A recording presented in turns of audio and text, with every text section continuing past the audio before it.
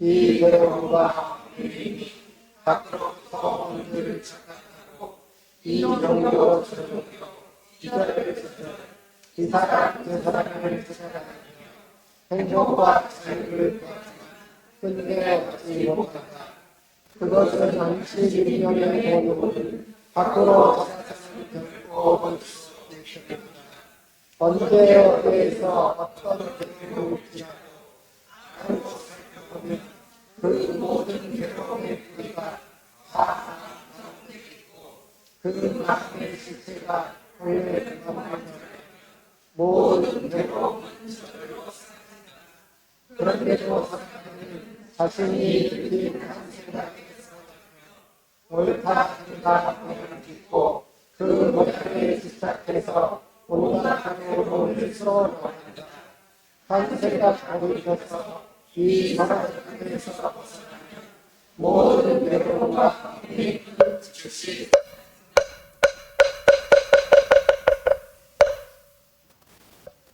네, 오늘도 연각 스님 모시고 우리 강의 청해 듣도록 하겠습니다. 우리 스님께 선체로 합장 반배에 올리도록 하겠습니다.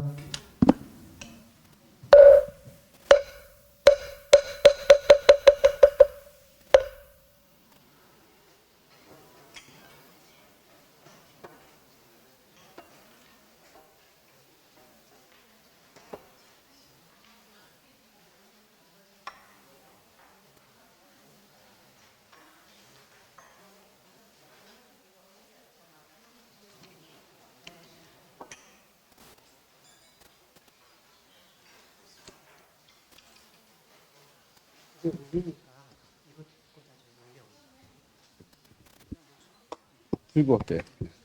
손으로 잡고. 아, 그렇게 하는 게 낫겠지. 알겠습니다.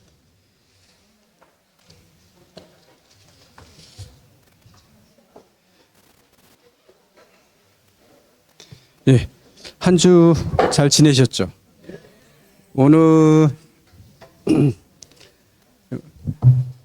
이제 거의 이제 중반 정도 한 것 같은데 이 천수경이 원래 전반부 후반부로 나눠져 있거든요. 전반부는 당연히 이제 심요장구 대다라니 앞부분 전반이라고 한다면 뒷부분 이제 후반부인데 오늘 아마 전반부 거의 맞출 수 있지 않을까. 오늘 전반부까지 아마 될 수 있으면 다 할 건데요.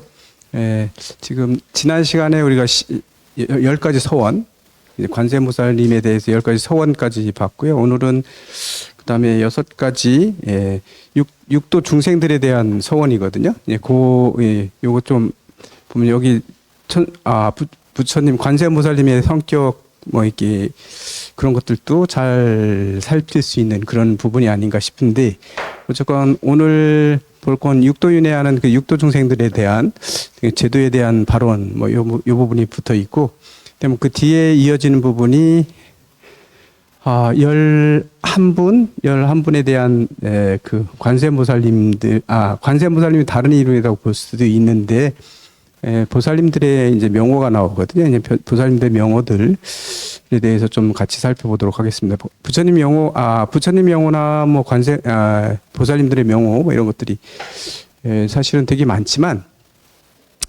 사실이 엄밀히 얘기하면 초기 불교에서는 이 보살에 대한 개념들이 별로 없거든요.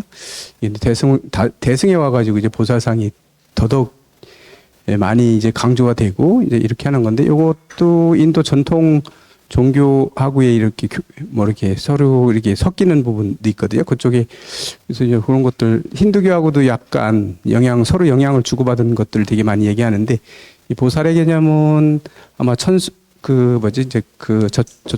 힌두교 쪽에 영향을 받아서 불교적으로 해석한 거예요. 그래가지고 보살상이 많이 나오게 되는데 이 보살의 이름들이 되게 많이 나오는 건 다 보살이 그렇다는 건 보살이 그게 많다 뭐 이렇게도 얘기할 수 있지만 사실 부처님 명호도 되게 많거든요. 이 부처님 명호 많은 것도 사실은 어느 입장에서 보느냐에 따라 다 이름이 달라지기 때문에 그 이름이 여러 가지인 거지 이게 뭐 한 사람이 다 이게 그 성격들을 어떤 측면에서 얘기하느냐에 따라서 이름이 달라지거든요. 그렇게 우리가 이해하면 됩니다. 왜냐하면 불성은 하나인데 진리는 하나고 모든 건 우리는 모두 하나로 다 연결돼 있다고 얘기하는데 이렇게 여럿으로 분류되어 있는 것도 좀 그렇잖아요. 그런데 여럿이 분류되어 있는 건 그런 식으로 이게 얘기가 되고 있다 이렇게 보시면 되죠. 명호 들어갈 때 그 말씀 드릴까 했는데 먼저 그 얘기 해보면 그 얘기 먼저 하고서 뭐 요거 들어가죠. 서원에 대한 것.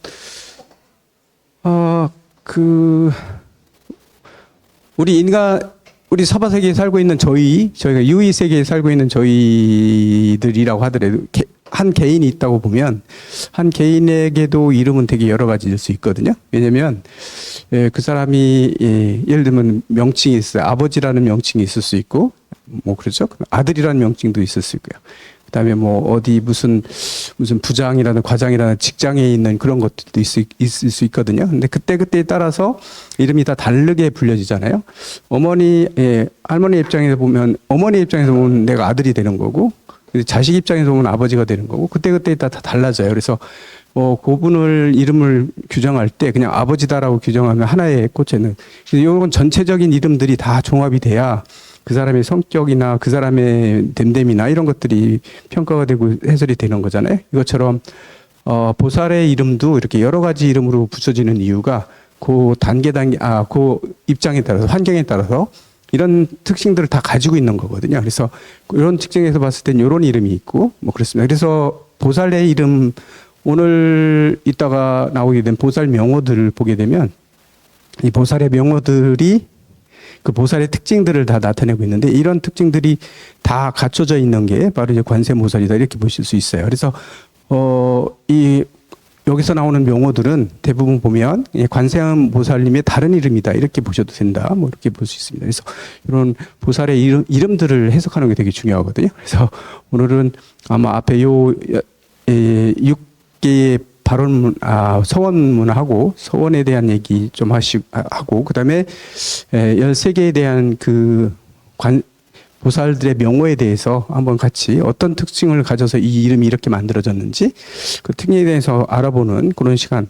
그래서 오늘 그렇게 하면 천수다라니 앞부분까지는 오늘 할 수 있을 거라 이렇게 생각되는데 그렇게 보도록 하겠습니다. 먼저 첫 번째가 아약향도산이에요. 이렇게 보면 페이지는 85페이지예요.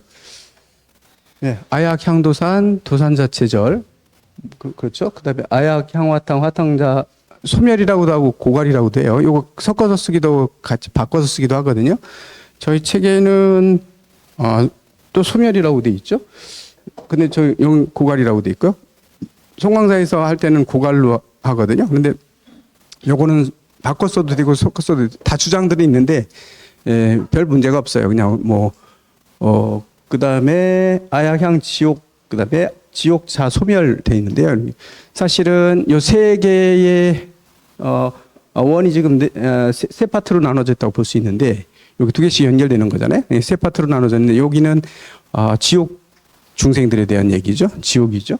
화탕 지옥이 있고 그다음에 도산 지옥이 있고 그다음에 전체적으로 봐서 지옥이 그 밖에도 지옥들이 되게 많거든요. 불교에서 얘기하는 게 그 밖에 무슨 지옥이 있나요? 혀를 뽑아도 발설 지옥도 있고 이렇게 지옥들이 되게 많거든요. 그 중에서 대표적으로 두 가지 지옥을 지금 얘기하고 있고, 그다음에 세 번째에서 지옥이 총괄적으로 대표적으로 모든 지옥을 여기다 집어넣는 거다 이렇게 보는데, 먼저 지옥에 대해서 얘기하는 건데요. 이 관세음보살님의 서원이 대단하시고 또 그만한 능력들을 가지고 있다고 볼 수 있는 건데, 사실은 앞에 10가지 서원을 지금 발휘했는데 관세음보살님은 자비심이 대단하시고 그 중생들을 남으로 여기지 않고 같은 이런 걸로 다 여기는 그 자비심이 대단하신 분인데, 만약에 지옥에 있는 중생들을 외면해 버린다?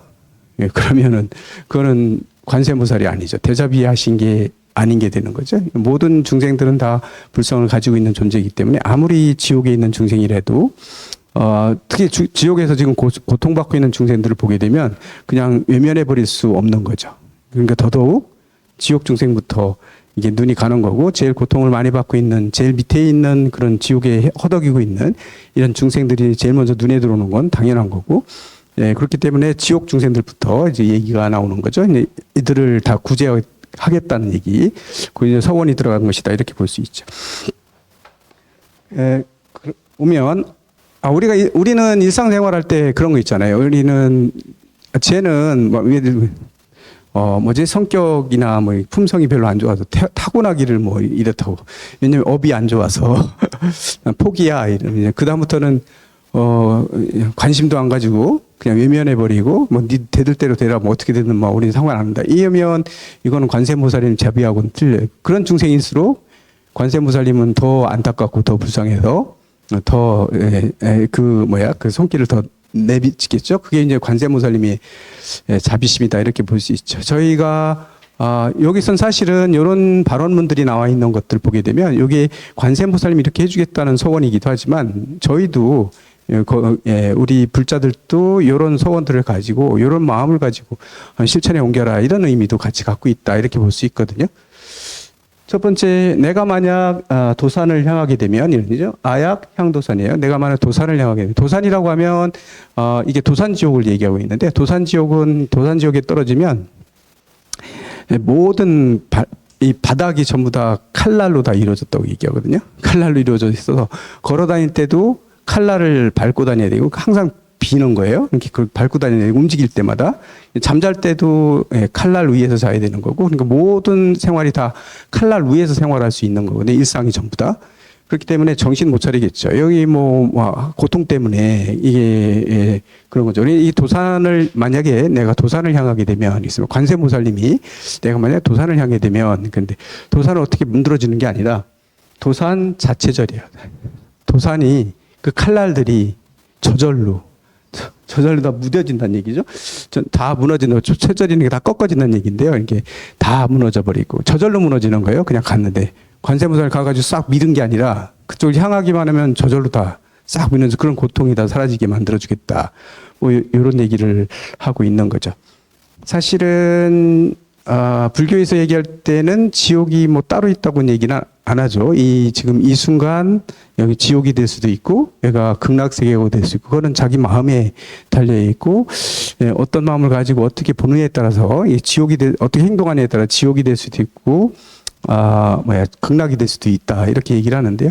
사실은 요거 거기 되면 우리가 가지고 있는 것들도 우리 중생들이 가지고 있는 마음 속에도 칼날들을 되게 많이 가지고 산다. 우리가 밖에도 그렇고 말하는 거 한마디에도 사실은 그런 거죠. 말 한마디에도 상처받는 사람은 엄청 많이 상처를 받거든요. 근데 이 말을 쏘아 붙일 때는 본인은 잘 모르지만 그 말에 의해 가지고 엄청난 많은 상처를 받는 사람도 있거든요. 이게 힘이 약할수록 또 얘기도 못하고 그냥 수긍하기 때문에 그런 걸 잘 모를 수 있죠. 그래서 말이나 이런 것들이 상대에 따라서는 되게 크게 칼날처럼 아프게 만드는 경우도 있는데 이제 그런 것들 우리 아무 생각 없이 막 써버리는 경우 많죠.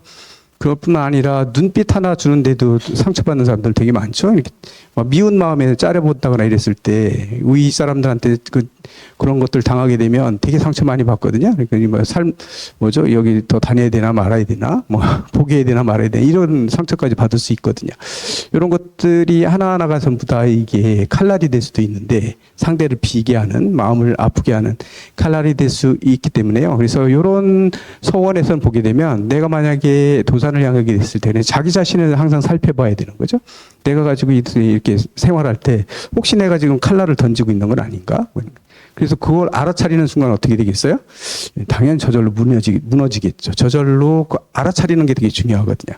내가 지금 막 쓰고 있는 말이나 언어나 눈빛이나 모든 것들, 이런 것들이 사실은 상대를 비고 막 할 수도 있어요. 무의식 속에 하는 것들은.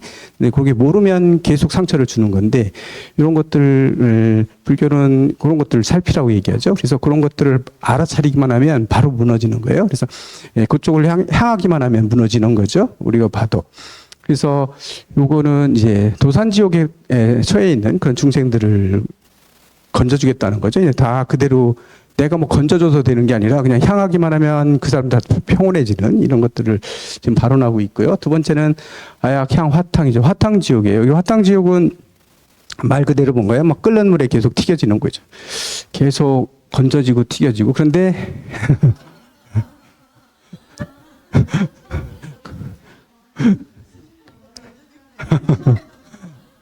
하지만 화탕 지옥에 떨어졌다고 해서 이게 문드러지는 게 아니고요. 그 고통만 느끼는 거예요. 보통 고통만 느낀다고 얘기하잖아요.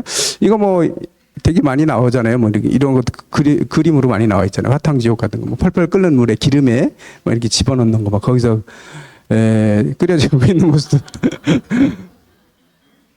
이게 웃을 게 아닌데, 그죠? 화탕 튀겨진다 그래가지고 그러는.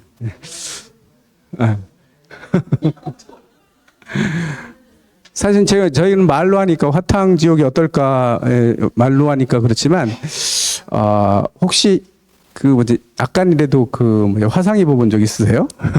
화상 조금만 화상 입어도 엄청 아프잖아요. 그리고 그것 때문에 되게 괴롭고, 그런데 이 끓는 기름에 들어가면 얼마나 큰 화상을 입겠어요. 근데 이거는 견디기 힘든 그런 거죠.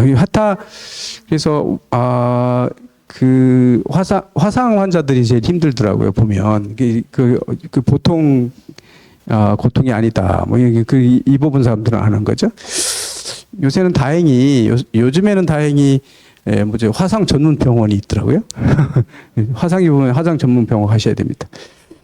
저희 지난번에 어느 스님한 도반 스님이 계셔가지고 갔는데 거기 당신 대불련 후배들이 그날 만나기로 했대요. 그래서 저도 그냥 가는 날이 해필이면 그날이라서 그 스님 대불련 후배들하고 뭐 같이 차를 마시다가 이게 유리 수구에다가 물을 끓이다가 이렇게 들었는데 되게 이 유리가 밑에가 빠져가지고 자기 다리하고 요 윗 그냥 쏟아져가지고 그 물이 그대로 쏟아졌는데 당신 창피하니까 뭐 그때 괜찮아 그래서 병원 가긴 갔는데 그때까지만 해도 바로는 별로 쿵쿵거리기만 아프지 않잖아요. 그래도 그날 해필이면 토요일 날 그래가지고 이제 응급실에도 받고 왔는데 그 다음 날 더 문드러지고 더 아픈 거예요. 그 다음 날도 일요일 날인데 응급실로밖에 못 가잖아요. 응급실 갔다가 왔다.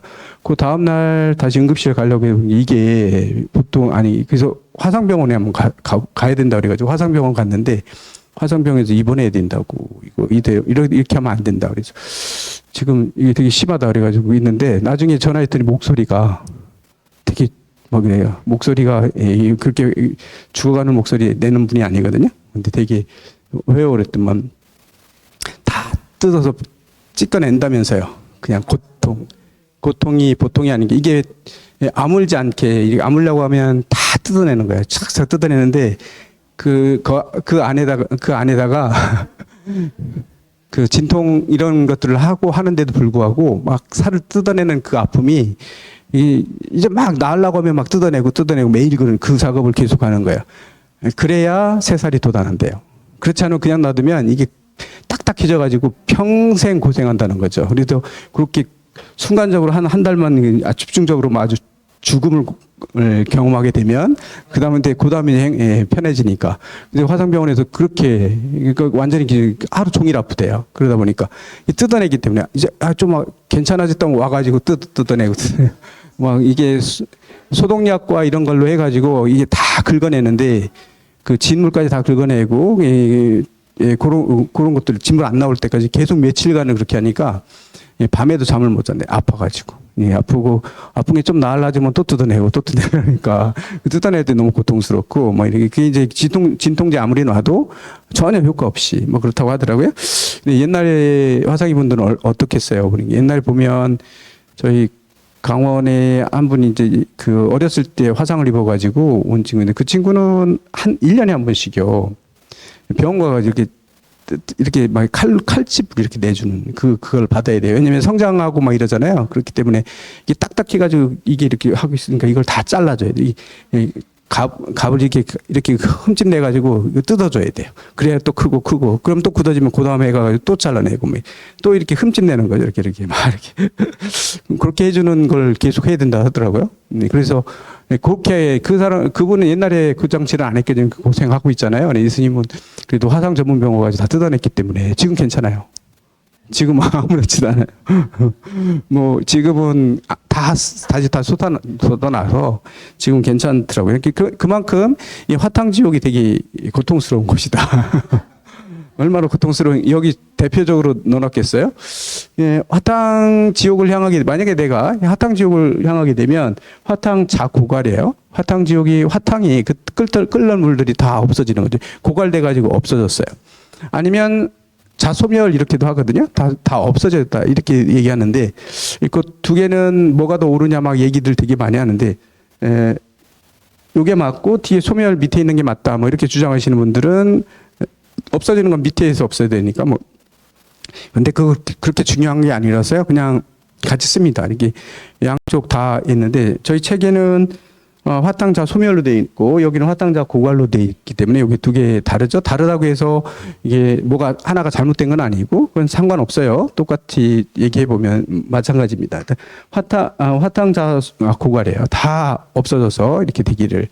그럼 이제 그 고통을 해준 거죠. 그다음에 세 번째가 아약향 지옥이에요. 여기는 지옥을, 여러 지옥이 있는데 그걸 통틀어서 지옥이라고 한 거거든요. 이런 지옥들, 발설 지옥도 있고 다 있는데, 내가 만약에 지옥을 향하게 되면 지옥은 저절로 소멸되어지고, 소멸되어 없어져다, 소멸되어지다, 뭐 이런 내용을 가지고 있는 거죠. 예, 여긴 지옥의 지옥 중생들에 대한, 구제에 대한 발언을 지금 얘기하고 있는 거고요. 그 다음에 그 다음 뭐라고 보면요. 네, 아약향 아기자포만, 아약향 수라악심자조복, 아약향 축생, 자득대지에 이렇게 돼 있어요. 그다음에 이게 네 번째는 글자 좀 키웠는데 작아졌네. 아약향 아기잖아요. 만약에 내가 아기의 세계를 향하게 되면, 아기는 불교에서 얘기하고 있는, 뭐 아니면 인도에서 얘기하고 있는 아기라고 하는 그런 축생이 아니라 아기라는 세계가 있어요. 지옥 말고 아기의 세계가 있거든요. 아기는 경전이나 이런 데 표현된 거 보면 배는 남산만 하고 배가 되게 커요. 엄청 배가 크고 몸집은 엄청 크거든요. 그런데 목구멍은 바늘구멍만 하다 이렇게 돼 있어요. 목구멍 바늘구멍만 해요. 그러니까 바늘구멍으로 음식을 먹어봐야, 음식은 뭔가요? 가루로 돼 있거나 아니면 고체로 돼 있거나 이렇게 조각이 돼 있거나 약간 부피가 있는 건 못 먹어요. 바늘구멍을 어떻게 넘기겠어요? 막혀서 죽겠죠? 오직 먹을 수 있는 건 뭐만 먹어요? 물도 아주 더러운 물은 못 먹고요. 깨끗한 물만 먹을 수 있죠. 그러니까 하루 종일 마셔봐야 얼마나 마시겠어요. 계속 쉬지 않고 마신다고 해도. 그런데 그 남산만한 배를 유지하려면 어떻게 했어요? 매일 배고픔에 허덕이고 사는 겁니다. 평생, 아기 세계에서는 항상 배고픔에 허덕이고 사는 거예요. 배고파가 정신 못 차리고 사는 거예요. 이런 어떤 중생들이 여기 빠지냐면 탐욕이 너무 많았던 사람, 탐욕이 어마어마하게 많았던 금생에 살면서 탐욕을 부렸던 과보가 가장 하면 아기로 태어난다고 얘기하죠. 이 아기들도 우리가 아기도 중생이고 아기도 불성을 가진 존재들인데 아무리 그런 업을 지었다고 해서 우리 외면할 수가 없죠. 그래서 우리 관세모살님은 만약에 내가 아기를 향하게 되면 얘네는 항상 배고파서 죽는 애들인데 어떻게 해요? 아기 자포만 스스로 배불러지고 풍만해지다 이런 얘기 해주고 있는 거죠. 그건 먹지 않아도 배불러지게끔 해주는 거다. 그러니까 그들의 고통을, 제일 심한 고통을 사해 주는 거죠. 이거는 아기는 우리가 바로공양 해보셨죠? 바로공양 할 때 우리가 마지막에 개송 같은 것도 한번 해보시는지 모르겠는데 개송도 읽긴 읽겠죠? 제일 마지막에 우리 설거지한 물 뜨고서 이렇게 개송 읊잖아요. 아차세발수 뭐 이렇게 해가지고 내가 이거 했는데 여기 아기한테 주는 물이거든요. 아기들이 스님들 수행하는 데 있어서 얘기할 때는 뭐냐면 아기들이 배불러지는 물이 딱 있어요. 수행하는 스님들이 공양을 하고 그 설거지한 물 있잖아요. 이 물만 마실 수 있대요. 그 물을 마시면 배불러진대요. 그래서 스님들이 바로공양할 때 뭐 하나요? 그래서 거기에 고춧가루 하나가 있으면 아기가 목구멍에 막혀서 죽는 거예요. 그렇기 때문에 음식이나 뭐 같은 게 들어가면 안 되는 거예요. 설거지할 때 그 뿌옇게 나오거나 이러면 안 되는 거지. 그냥 다 마시고 맑은 물만 따라내야 돼요. 그다음에 남아있는 건 내가 마시거나 처리해야지 거기다 넣으면 안 되죠. 그래서 예전에는 그 수련대에 가면 일부러 막 먹였잖아요. 거기 더러운 게 조금 없을 수가 없잖아요. 그럼 다 이렇게 다시 돌려줘가지고 다 맛있게 시켰잖아요. 요새 그렇게 하면 난리가 나죠. 예. 요새는 아마 고발 당할 거예요, 요즘에는. 근데 옛날에는 막 그 일부러 막 먹였어요. 일부러 한번 경험해 보게 해야 한다고. 그것 때문에 수련회 안 오겠다고 난리치고, 막 이런 어린애들 막 울고불고, 막 안 먹고, 막, 어느 보살님이 그 얘기 하던데, 방장 스님이 주재하실 때 이제 방장 스님 백으로 들어온 거예요. 근데 수련회 하겠다고 들었는데 그거 먹으라니까 안 먹은 거예요. 안 먹고 버팅기고 난 먹을 수 없다.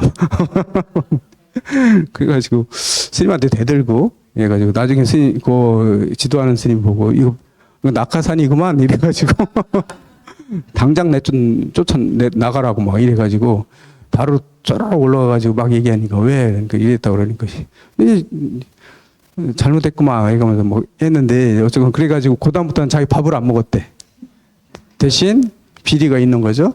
몰래 가가지고 훔쳐 먹은 거죠. 저 어디 가가지고 당신이 아는 스님 방에 가가지고 먹을 거 다 해결하고 거기서는 안 먹은 거예요. 왜냐면 난 물도 안 받았으니까 나 안 먹을 거야. 이래가지고 한 끼도 안 먹었다고 뭐 어떻게 자랑이 아니라 그랬다고. 그러면서 그 얘기 하더라고요. 그 바로공행 때문에 자기가 제일 힘들어서 그 전에는 그때만 해도 젊은 때잖아요. 전에는 뭐 힘들거나 뭐 짜증나가 이러면 막 내 중이나 돼야지 막 이 얘기를 입에 달고 살았는데 바로 공양 한번 딱 해보고 수련회 해보고 그 다음부터는 그 얘기 절대로 안 했다고. 나는 큰일 난다. 가면 저 그거 어떻게 먹냐 이런데 맨날 그렇게 먹이는 건 아니거든요. 이게 어쨌든 그런 의도에서 깨끗하게 나와야 되는 거고 그래서 지금도 바로 공양할 때 보면 밑에부터 물을 붓잖아요. 쭉 와서 제일 마지막에 누구한테 가냐면 제일 주지신 방장스님한테 가는 거예요. 제일 높은 스님이 마지막에 넣어요. 물을 그때 한번 확인해 보는 거죠. 이게 물이 지저분한가 뭐한가 보는 거거든요. 근데 거기 의미는요. 그걸 깨끗하게 해야 된다는 의미는 이게 이 물이 아기가 먹는 거기 때문에 아기들이 먹어야 되는데 여기 중들이 스님들이 거기서 제대로 되지 않은 이런 것들이 찌꺼기 여기 들어갔을 경우는 아기를 죽이는 거다. 살생하는 거기 때문에 안 된다. 이렇게 하는 건데 그런 의미로 얘기하면 막 지금 출가한 스님들은 잘하죠. 그런데 그 수행의 하나로서 뭐 이렇게 될 수도 있는 거기 때문에 실제로 그러냐 아니냐 그건 뭐 자기 믿음에 달려 있는 거고 어쨌건 지금도 바로 공양할 때 그 천수는 깨끗하게 나와야 되는 겁니다. 깨끗하게 나는 이제 그 항상 뭐죠 떡국 나온 날은 약간 지저분해요.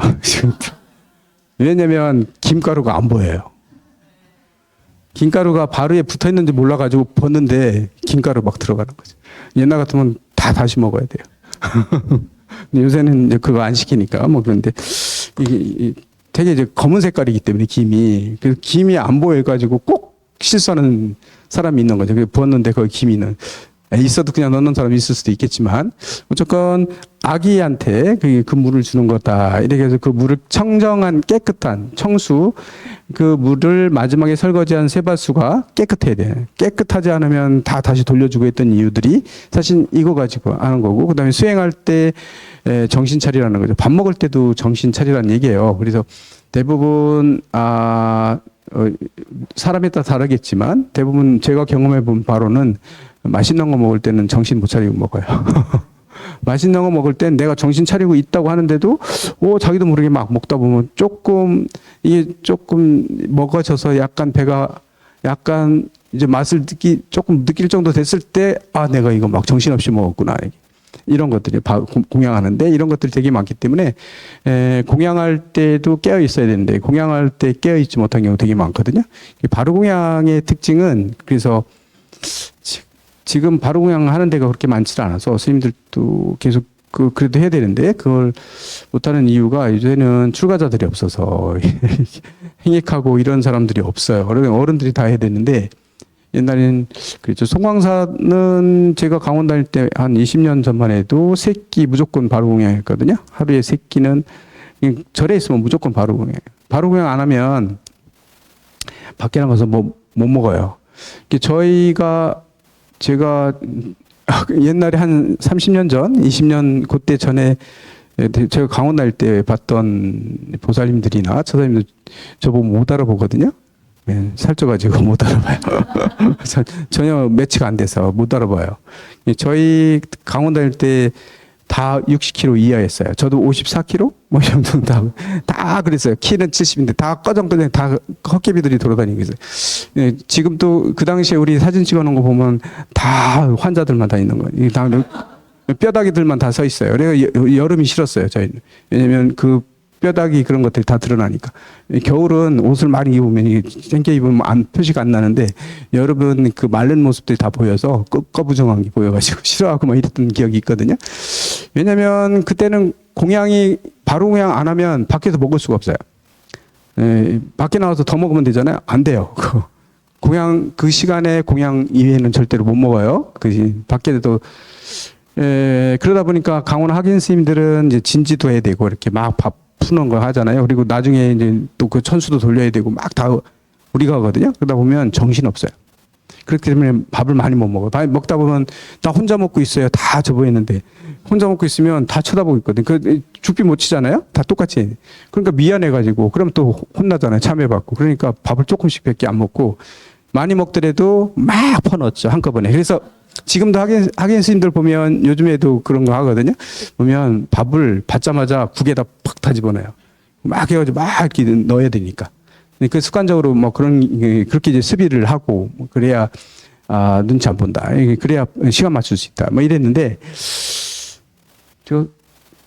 저기 통도에 있다가 송광사 다시 이제 온 게 한 10년 됐는데 그때 왔더니만 학연들이 맛있는 거 나왔는데 그렇게 많이 안 먹어요. 왜 웬일이지? 안 먹으면 어떡하지? 왜 안 먹지? 막 이랬는데 알고 봤더니 조금씩 먹고 그걸 풀어줬더라고.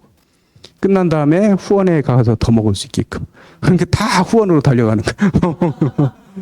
2번씩 먹는다고? 그러니까 살찌지 막 이랬는데 그랬는데 저희 때는 그런 거 없었어요. 그러다 보니까 그때 그거 먹은 게 전부 다른 거 먹을 게 없으니까 다 마를 수밖에 없었고 저희 다닐 때는 1분 1초를 쉬는 걸 못 봐줬거든요. 안 봐줬거든요.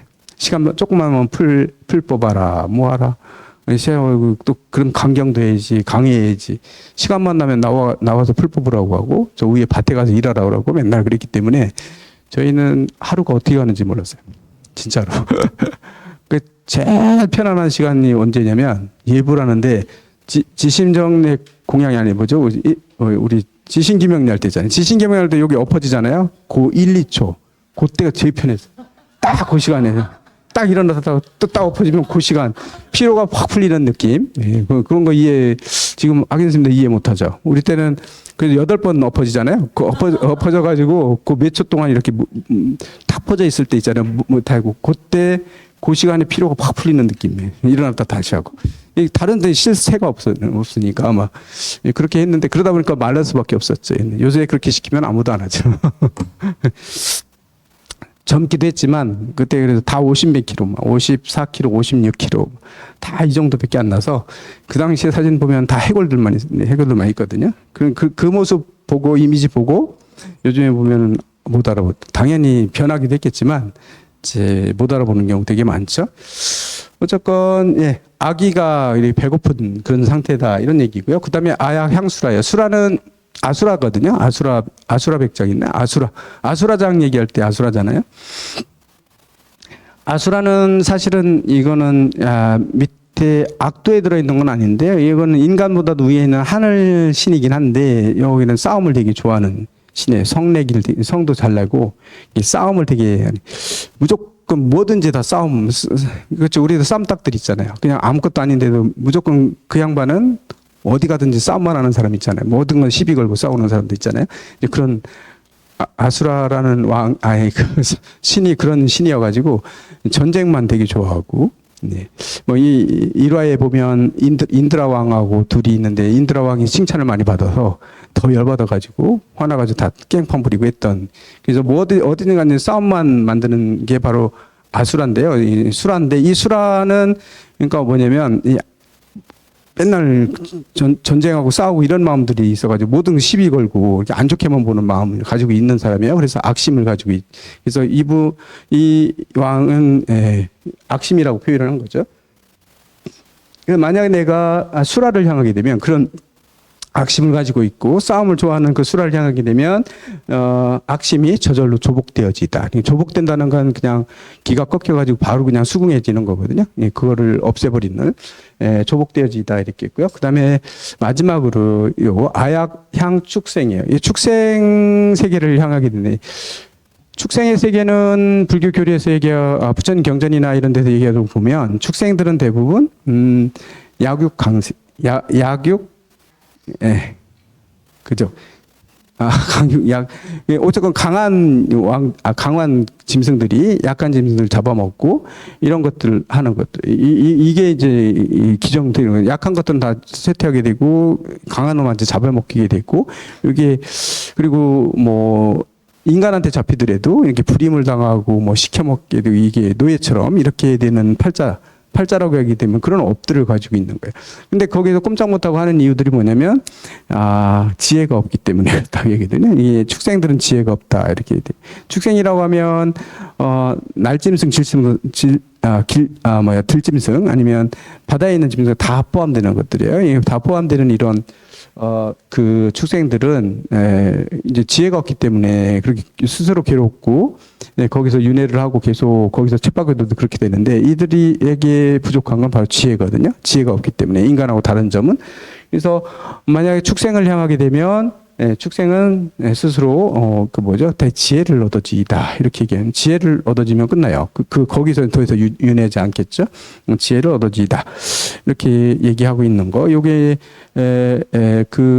보면 이게 천도라고 이게 좋은 선도라고 얘기보다는 악도들을 얘기하는 거죠. 그러니까 관세음보살님이 자기 능력이 있을 때 제일 눈에 바로 띄는 것들은 뜨이는 중생들은 고통 속에 허덕이고 있는 중생들이 제일 먼저 보일 거란 말이죠. 그런 중생들이 허덕이고 있는 모습들 이런 것들을 봤을 때 그들을 제도하고 싶어서 이렇게 눈에 제일 많이 띌 건데 이들을 이렇게 제도하여지다라고 얘기하는 것들 이런 서원을 하고 있습니다.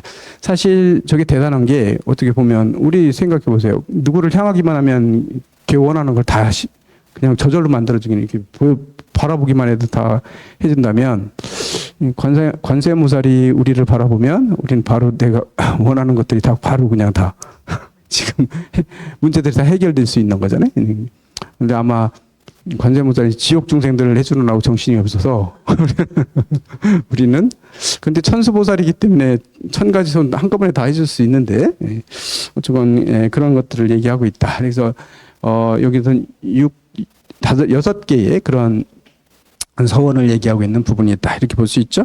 그 다음에 90페이지인데요. 저희 보면 90페이지 나와 있어요. 이번에 여기가 바로 이제 보살들의 이름이 나와 있는 건데요. 나무 관세음보살 마하살, 나무 대세지 보살 마하살, 천수보살, 여의륜, 대륜, 관자재, 정치, 만월, 수월, 군다리, 11면까지가 11개의 보살의 이름이에요. 그런데 이 11개의 보살만 있는 게 아니라 그 밖에도 어마어마하게 많은 보살들이 있기 때문에요. 그 보살들의 그런 능력들을 가지고 있기 때문에 그리고 관세음보살님이 11가지 능력만 가지고 있는 게 아니라 그 밖에도 많은 것을 가지고 있기 때문에 끝에 두 번째 줄 보게 91쪽 보면 나무 제대보살 마하살 이래가지고 제대보살 모든 큰 보살들 마하살 이렇게 이름을 붙인 거죠.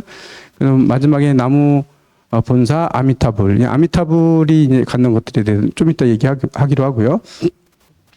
나무는 당연히 귀의한다는 뜻인데 관세음보살 마하살에게 귀의합니다. 이렇게 여기서는 모든 보살들의 이름에 대해서 귀의한다 이렇게 되는데 귀의한다는 얘기는 돌아가 의지한다는 의미잖아요. 결국은 뭐냐면 우리 불교에서 얘기할 때는 저희가 깨달음을 얻었다, 부처를 이뤘 불도를 이루었다, 성불했다 이렇게 얘기할 때 이게 돌아갈 기차 쓰거든요. 왜냐하면 원래 우리한테 다 갖춰져 있는 거거든요. 이거 멀리 우리가 너무 멀리 그 자리에서 멀어져 있을 뿐이에요.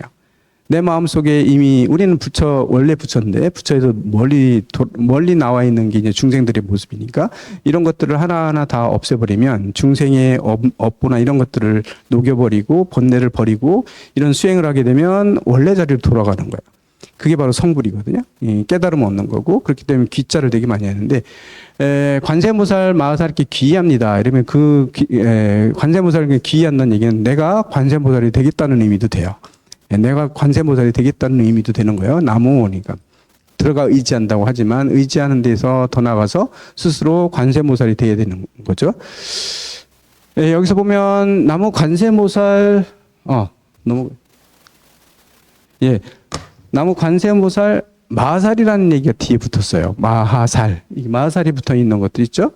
모든 게 다 지금 마하살이 붙어 있는데요. 이게 뭐냐면 보살이라는 개념을 보게 요거에 대해서 설명드리 하고 넘어갈게요. 먼저 보살이라는 건 원래 부처님 시대하고요. 그 다음에 그 초기 불전 시대에는요. 초기 불교 이때는 보살은 누구의 고유 명사였냐면요. 석가모니 부처님의 전생에만 붙일 수 있었어요. 오직 보살이라는 이름은 석가모니 부처님 전생에 석가모니 부처님을 부를 때 석가모니 부처님이 성불하기 전에 전생에 살았던 모습들을 다 그 보살이라고 그래요. 초기 경전에서 보살 이렇게 나오면 그냥 보살이라고 하면 이건 부처님 전생이구나 이렇게 부처님이 아직 되기 전에 했던 모습들을 보살이라고. 오직 석가모니 부처님 전생에만 붙일 수 있었어요. 보살이라는 이름이. 근데 대승으로 오면서 우리도 다 뭐냐면 우리도 원래 부처잖아요. 부처고 언젠가 부처가 될 거고요. 이게 아직 부처가 되지 않았지만 지금 부처가 되지 않고 살고 있으니까 다 보살인 거예요. 지금 살고 있는 게 보살인 거거든요. 그래서 보살이라는 이름이 석가모니 부처님한테만 붙이지 않고 이제 보살이라는 개념이 더 확대돼 가지고 우리들의 모두에게도 보살이라는 이름이 부를 수 있게 된 건데 그러다 보니까 보살에 두 가지 개념이 있는 거예요. 보살이라고 하면 뭐냐 아직 깨달음 완성하지 않은 상태에서 지금 막 공부하고 해가고 수행해 가고 있는 다져가고 있는 사람들 다 보살이라고 부르잖아요. 그 보살이 있는 반면에 우리가 얘기하는 관세음보살이나 이런 지장보살이나 이런 분들은 이미 다 성불했어요. 성불하는 데까지 갔죠. 다 깨달음 가졌는데 마지막 성불하는 걸 포기하고 중생구제에 나서서 활동하고 있는 보살들이잖아요. 그러니까 마지막 단계 이미 부처님하고 공덕은 똑같아요. 부처님하고 힘도 똑같고 공덕도 똑같고 다 부처님하고 이꼬른데 부처가 되는 걸 거부하고 부처가 되지 않고 원력으로 보살로서 이 세상에 나타서 가지고 중생 구제하는 데 힘쓰고 있는 보살들이 있어요. 이런 보살들하고 지금 아직 깨닫지 못하고 지금 가고 있는 보살들하고는 구별을 해줘야죠. 구별을 해야 되는 거거든요. 그래서 후자인 보살들 이미 부처하고 동급인데 부처님이 되지 않고 보살로 남아가지고 중생구제에 노력하고 있는 보살들한테 마하살이라는 얘기 붙이는 거예요. 그래서 관세음 보살, 마하살이 붙으면 이 보살은 부처님하고 동급이라는 얘기예요. 그렇게 생각하시면 돼요. 그냥 보살만 써도 뭐 당연히 관세음보살 하면 당연히 우린 그렇게 느낄 수 있겠지만 저희가 마하살이 붙여질 때는 그걸 더 강조하기 위해서 그러니까 두 개를 그냥 일반 보살하고 이제 그렇게 이미 다 갖추신 보살님하고는 차별이 있는 거기 때문에 차이가 있는 거잖아요. 그래서 그런 보살들을 차별화하고 그런 보살들의 그런 것들을 나타내주기 위해서 마하살이라는 이름을 붙이는 경우. 그래서 이렇게 해서 영어가 아니지 우리 한문으로 할 때는 대보살 이렇게 큰 데 써서 가지고 대보살이라고 대보살 뭐 이렇게도 번역을 하거든요. 우리는 요즘에는 절에 오래 다니신 보살님 중에 대장을 대보살이라고도 얘기했었대. 대보살. 어느 분이 어느 보살님이라고 해요. 어느 교수님이 한 분 계신데요. 되게 이제 불교 되게 심취해서 불교를 그냥 생활을 하고 계신 분이라고 볼 수 있는데, 근데 보살이라는 얘기를 되게 싫어한대요. 제가 그 스님하고 이제 연결되어 있는 그 교수님하고 연결되어 있는 그 스님한테 갔을 때 그 보살님이 오셔가지고 이제 갑자기 오셔가지고 뭐 음식 되게 잘하시거든요. 음식도 해주고 새벽같이 오셔가지고 해주고 가시고. 자기 출근할 때 왔다고 하면 노반 스님 왔다고 하면 오가지고 해주시는 분이 있는데 그랬더니 초반에 갔더니 우리 스님이 나한테 보살이라는 얘기 하지 말래요. 그 교수님한테 그냥 교수님이라고 불래. 왜요? 그랬더니 막 되게 싫어한대요. 보살님 왜 싫어하냐? 내가 너무 부담된다고. 보살이라는 말이 너무 자기 부담된다고. 그거 듣기 싫다고 자기는.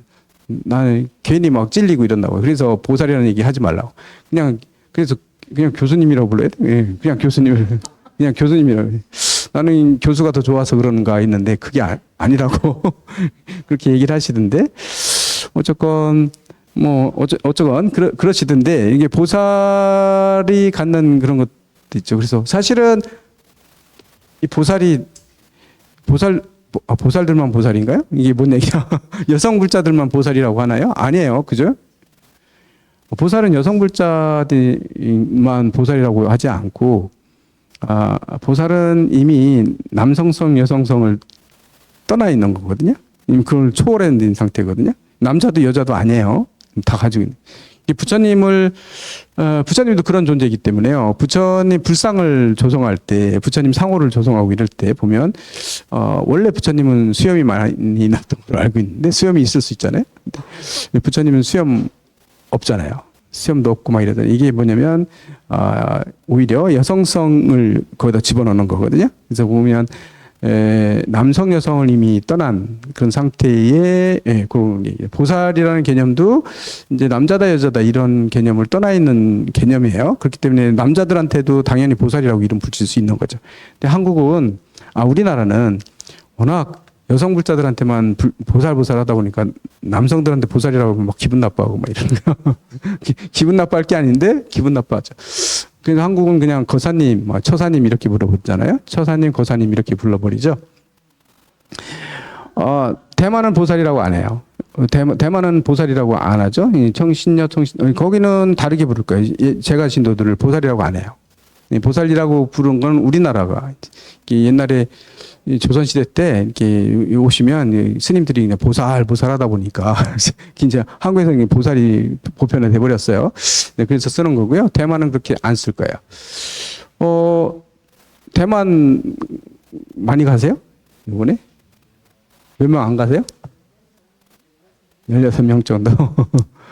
대만은 근데 여름엔 좀 덥긴 하거든요. 여름에는 이제 그 바다라서 저희도 여름에 갔다가 다시 안 와야지 뭐 이랬는데 근데 그 나중에 알고 봤더니 1년 내내 그런 거 아니야 뭐 이러는. 그러면 어떻게 살아 뭐 1년 내내 그런 거 아니야. 여름에 그때만 딱 그런 거야 뭐 이런. 습해가지고요. 그런 것들이 있는데 그런데 이제 대만은 한번 가 보면 대만 불교는 우리처럼 이렇게 종파, 이게 한 종단으로 이렇게 전국이 연결돼 있고 이런 거 없어요. 불광사가 따로 있고, 불타김은 따로 있고, 다 따라서 따로 이렇게 살림을 하죠. 같은 종단이라기보다는 여러 종파들이 있어서 각각 그 특징들이 있어요. 수행하는 특징들이 있고, 아마 다를 거예요. 저 하는 수행 방법도 조금씩 다르고, 뭐 그런 것도 있을 거예요. 근데 거기, 대만은, 거의 80~90%가 불자니까요. 그런 나라 분위기 있기 때문에 이제 그런 것들도 좀 볼만하고. 저희 대만 불교라 해서 무조건 다 옳은 건 아니고 다 뭐 청렴하고 이런 건 아니겠지만 그렇다고 해도 대만이 하고 있는 것들 중에 저희 본받을 만한 것들, 그럼 이건 잘하고 있다 이런 것들이 꽤 여러 개가 있는데 그 중에 경전이나 이런 것들 있잖아요. 경전 이런 건 돈 안 받아요. 이게 팔는 게 아니에요. 그냥 나눠주는 거지.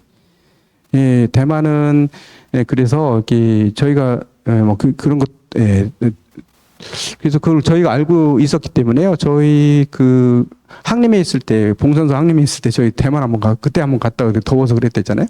한번 갔는데, 그때 불타기금이라고 해가지고 이렇게 번역하고, 한문 경전들을 막 다시 편찬하고, 오자 잡고 해가지고 이렇게 하는, 열심히 해가지고 그 책들을 가지고 포교하고 있는 그런 단체가 있는데, 거기 스님이 주게 돼서 하는 단체죠. 거기를 가서 저희가 금일봉을 좀 드리고 왔거든요. 이게 좀 아주 큰 돈은 아니지만 그래도 적은 돈은 아니에요. 그러니까 이제 기부하고 왔는데, 근데 연락이 왔어요. 책을 보내주겠다고 저희한테. 그래서 오는데, 근데 책이 이제 한 달 정도 걸려서 도착했는데, 인천 세관에서 찾아가라고 하는데, 나중에 왜 운송비가 되게 많이 나온다 했는데 나중에 봤더니 컨테이너 2개를 보냈어요. 컨테이너 2개를 몰고 왔어요. 봉선사까지. 그래서 그 안에 있는 책들을 다 주는데 뭐냐면 저희 걸륭대장경이라고 대장경, 중국에서 펴낸 대장경이 있잖아요. 큰 대장경이 있는데 그거 한 질씩 학위 선생님 다 하나씩 갖고 한 제씩 갖고 남아가지고 또 나눠주고 막. 근데 그거 돈 안 받고 주는 거예요. 대부분요.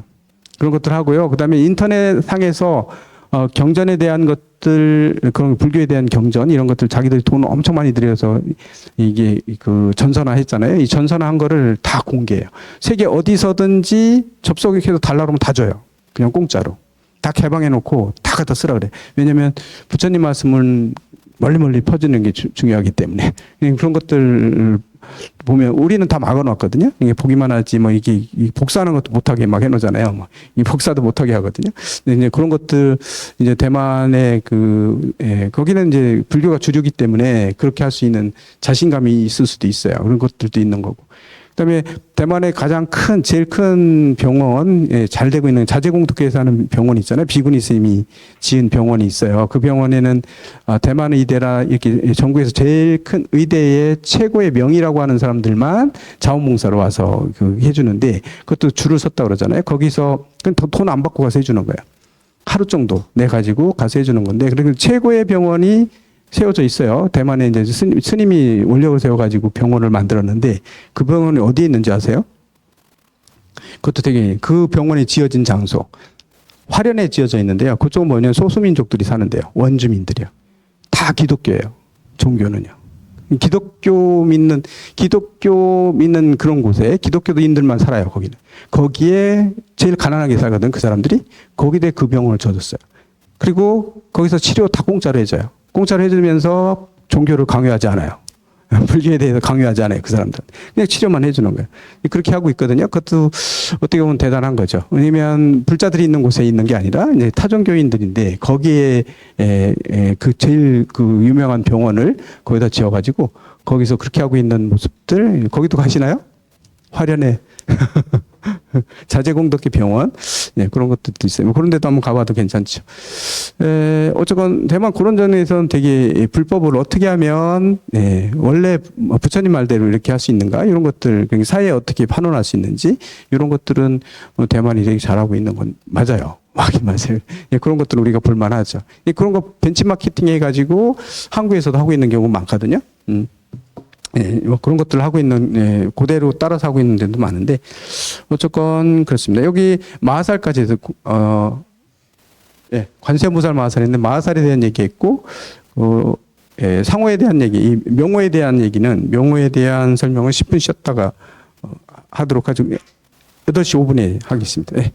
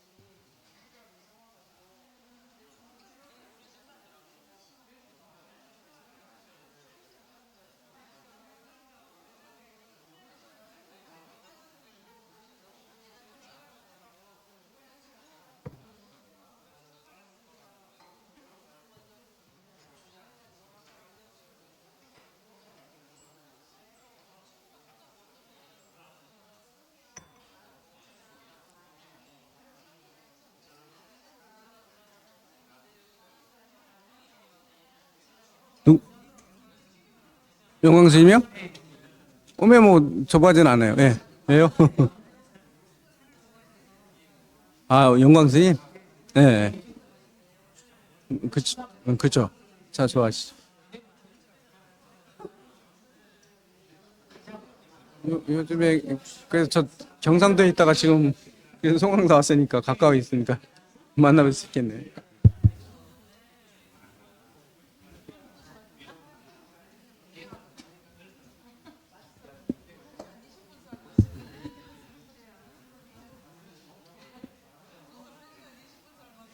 한 시간 20분이요? 아,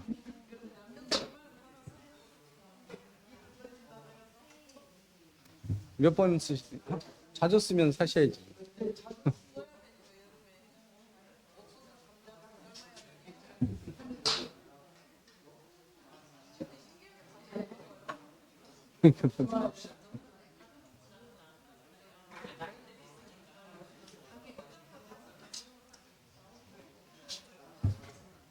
옥수수 싫어하는 사람 없는 것 같아. 거의.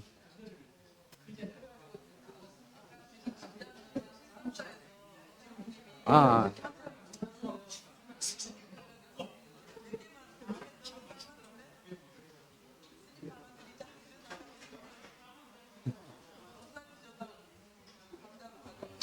아, 거기는 농사지대가 많아서.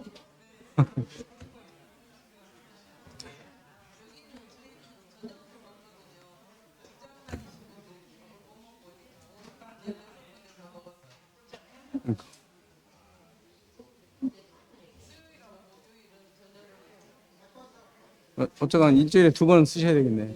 소스.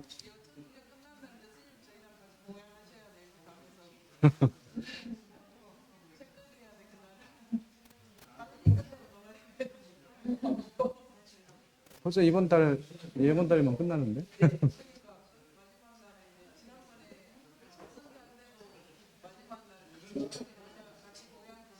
네.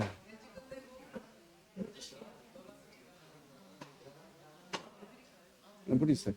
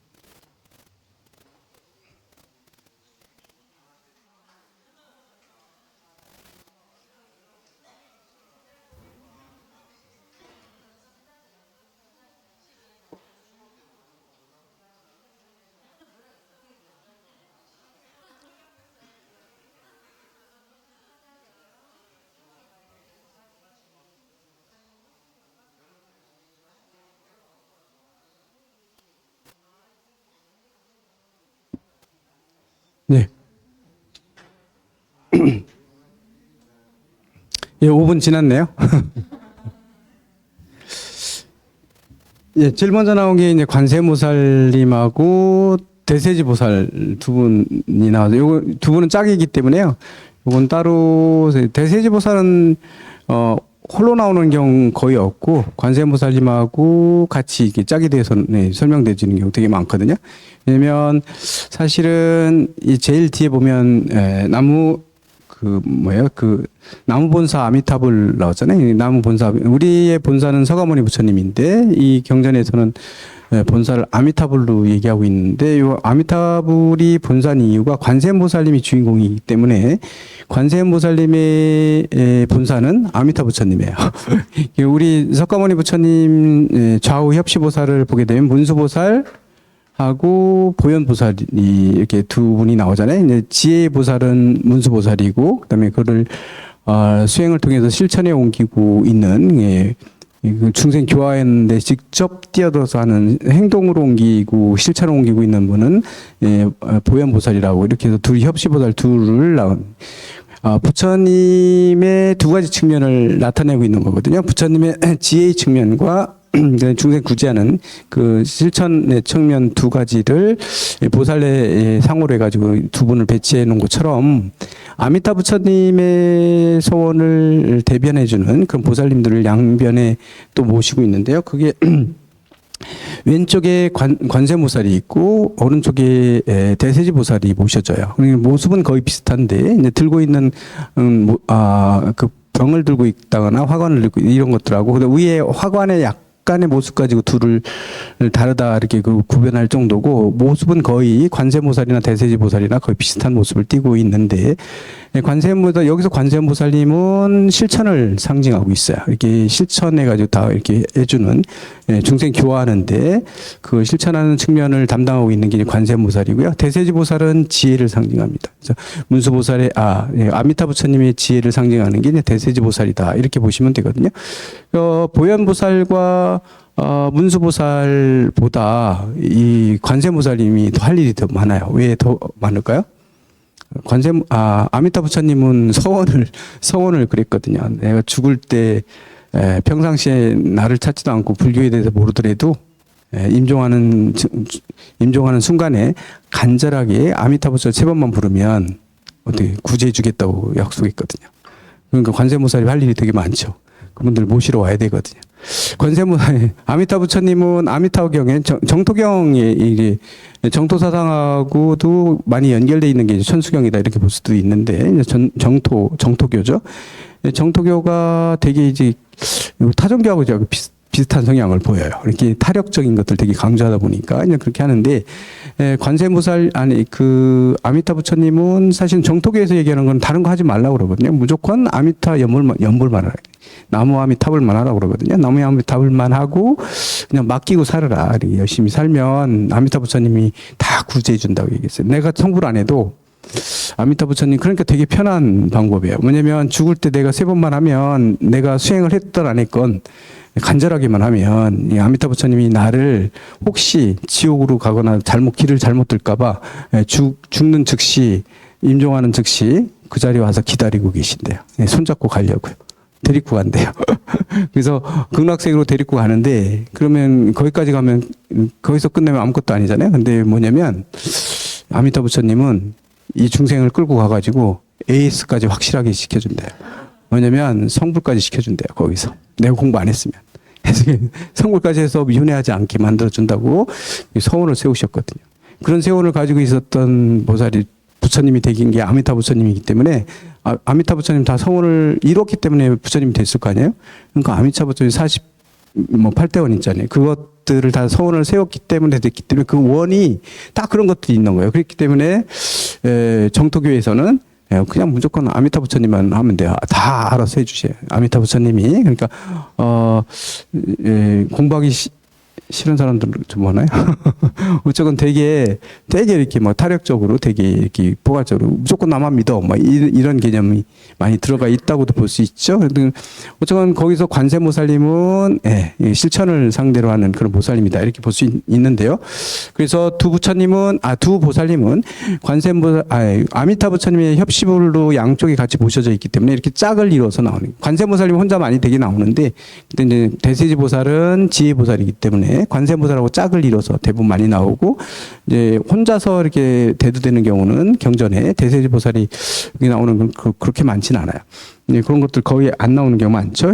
그럼 관세음보살이 뭐냐? 관세음이에요. 세상의 음을 관하는 보살이다. 이렇게 번역할 수 있는데 이분은 관세음보살이 뭐냐면 중생들이 구원을 요청하게 되면 구원을 요청해요. 나 좀 어떻게 해주세요. 이렇게 하면 그 얘기를 들으면 관세음보살님은 그 중생의 근기에 맞춰서 응해 주셔가지고 그들의 문제를 해결해 주시는 그런 보살님이 이제 관세음보살님이 되세요. 관세음보살은 그런 것들을 가지고 있죠. 그래서 법화경 보문품에 보면 관세음보살님은 이렇게 얘기하고 고통에 허덕이는 중생이 일심으로 그 이름을 부르기만 하면 관세음보살님도 이름만 부르면 해줘요. 이름을 부르기만 하면 즉시 그 음성을 관하고 해탈시켜준다. 그 해탈시켜준다는 그 문제를 해결해 준다는 얘기예요. 해결해 주는 분이 바로 관세음보살이다. 이렇게 얘기하고 있고요. 그 다음에 관세음보살 보문품에 보면 또 관세음보살님 뭐라고 했냐면 마음속으로 관음보살을 간절하게 염원하면 불구덩이가 연못으로 변하고 성난파도가 잠잠해지며 높은 산에서 떨어져도 공중에서 멈추게 된다. 이렇게 얘기합니다. 관세음보살님 다 해주신다. 물에 빠졌을 때 관세음보살 간절하게 부르면 거기 물에 빠져 있는 것도 험난 파도가 잠잠해져서 뭐 요거는 약간 이제 뭐 상징적인 얘기지 뭐 요거 그대로 주보는 해서는 안 되겠죠. 예전에 뭐 안타까운 일이지만 보면 막 그 급하면 막 이렇게 막 이게 막 위협하고 목숨이 위협받게 됐을 때 대부분 막 이렇게 본인들이 믿고 있는 종교의 뭐 누구를 막 원하고 그러잖아요. 그런데도 불구하고 그런 게 이제 안타깝게 됐을 경우 그거 어떻게 얘기해야 돼요? 아니 안 도와준 건가요? 근데 어쨌건 그런 것들이 상징적으로 얘기하는 곡이라서 뭐 그거 가지고 뭐 하는 건 아니고요. 미신적이나 뭐 기복적으로 이런 것들을 해석하면 안 되겠죠. 어쩌면 그런데 약간 그런 측면들로 많이 설명이 돼요. 관세음보살님은 이렇게 얘기하고 있고요. 그게 바로 관세음보살이다 이렇게 나오고 있죠. 그래서 사실은 관세음보살님은 우리 미래를 책임지는 거예요. 지금 이 현세에서 우리한테 복을 제일 많이 주시는 지금 이 순간에 하시는 지금 활동하고 계신 그런 대표적인 보살상을 얘기할 때 이제 관세음보살을 얘기를 하고 있죠. 힌두교에서 얘기할 때는 시바신하고 같은 개념일 거예요. 시바신의 모습 시바신이 바로 중생들 현세에 파괴를 담당하는 신이거든요. 힌두교에서는 창조를 브라만 신이 창조를 한다면 그러면 그 뭔가요? 지금 부처님처럼 이런 경우를 거의 뭐라 그러죠? 이렇게 금세 지금 현세를 담당하는 신이 있어요. 갑자기 비신인가요? 그 다음에 마지막에 파괴를 담당하는 창조, 현세 유지, 파괴를 담당하는 신이 시바신이거든요. 힌두교에서. 근데 시바신은 파괴를 담당하기 때문에요. 우리의 죽음을 우리가 뭔가를 없애거나 죽거나 이럴 때 담당하는 신이거든요. 거기 인도 가보셨죠? 인도에 갔을 때 인도 사람들이 제일 많이 섬기는 신이 누구예요? 그 셋 중에서요. 창조신이나 비신의 신이나 시바신 중에서 누굴? 시바신을 제일 섬겨요. 왜요? 창조는 이미 끝났어요. 또 태어났잖아요. 창조신이 되게 중요하지만 창조는 이미 끝났어요. 그 담당 없어요. 일단 만들어 놨잖아요, 지금. 그리고 지금 현세도 비신의 신 지금 현세도 나는 지금 이렇게 살고 있잖아요. 하는데 조금 이제 현세의 신인다. 죽음은 앞으로 다 죽음은 되게 대단해. 문제잖아요, 지금. 앞으로 곧 닥쳐올. 그리고 지금 우리가 살고 있는 것들도 어떻게 뭔가 하는 것들 다 시바신이 담당하고 있기 때문에 시바신을 제일 많이 섬깁니다. 그래서 저기 겐지즈강에 가면 그 까트에 막 이렇게 그림 그려요. 파란 색깔로 돼 있는 막 이렇게 그게 다 시바신을 그려놓은 거거든요. 이 시바신을 섬기고 막 이렇게 하죠. 이 시바신이 파란 색깔인 이유는 독약을 풀었는데 그 독약을 그냥 놔두면 중생들이 다 죽게 생겼어요. 그래서 시바신이 그걸 다 삼켰죠. 그래가지고 봄이 그 독약에 의해서 파랗게 변했다. 뭐 이런 얘기를 하거든요. 이게 관세음보살님하고 비슷한 이런 그런 성격을 띠고 있어요. 인도에서는 시바신앙이 되게 강한 것처럼 우리나라에는 관세음보살, 관음신앙이 되게 우리도 되게 강하죠. 보면 현세에 담당하는 그런 보살이기 때문에 그렇다 이렇게 볼 수 있죠. 다음으로 나와 있는 게 이제 대세지 보살인데요. 대세지는 대세요. 큰 세력의 근데 지다는 지극하다는 뜻이거든요. 예. 큰 세력이 지극한 힘이 되게 센 보살인 거죠. 힘이 엄청 센 분인데 어떤 힘이 센 거냐면 지혜의 힘이 센 거예요.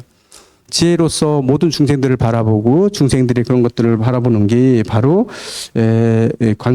우리 누구야? 대세지 보살이 갖는 거죠. 그래서 대세지 보살은 사실은 그래서 지혜의 힘이 제일 센 보살로서 힘이 되게 좋은 그런 보살이다. 이렇게 얘기하고 있죠. 고통에 허덕이고 있는 모든 중생들을 다 꿰뚫어 볼 수 있는 지혜가 있어야 되거든요. 그렇다 보니까 이 지혜가 되게 뛰어나고 이 중생 구제를 할 수 있는 그런 지혜들을 다 가지고 있는 보살. 그런 의미에서 그 힘이 되게 강한 보살이라 해서 대세지 보살이라는 이름이 붙었어요. 큰 세력을 가지고 있는 지극한 힘이 이 지혜의 힘이에요. 그러니까 지혜의 보살을 상징하고 있는 것이다. 이렇게 볼 수 있죠. 그 다음에 세 번째가 천수보살 마살이죠. 이제 천수보살은 천 개의 손. 이거는 이 천수경 처음에 설명할 때 말씀드렸어요. 뭐냐면 중생들을 구제할 수 있는 공능을 다 가지고 있는 능력들을 가지고 있는데 동시에 발휘할 수 있는 것. 중생들을 한꺼번에 다 구제할 수 있는 그런 능력들을 가지고 있는 그런 보살이 바로 천수보살이다. 그렇기 때문에 이건 설명했기 때문에 넘어가고요. 그 다음에 윤자가 들어가는 보살이 둘이 있어요. 나무 여의륜 보살 마살, 그 다음에 대륜 보살 마살이죠. 요 이름에선 우리 여의륜이라고 붙어 있거든요. 여의. 여의라는 뜻이 있는데 여의가 무슨 뜻인가요? 중국어에서 여의라는 얘기 많이 쓰죠. 새해 인사할 때요. 중국 사람들이 새해 인사할 때 보면 여의원만 이렇게 하고 여의원만.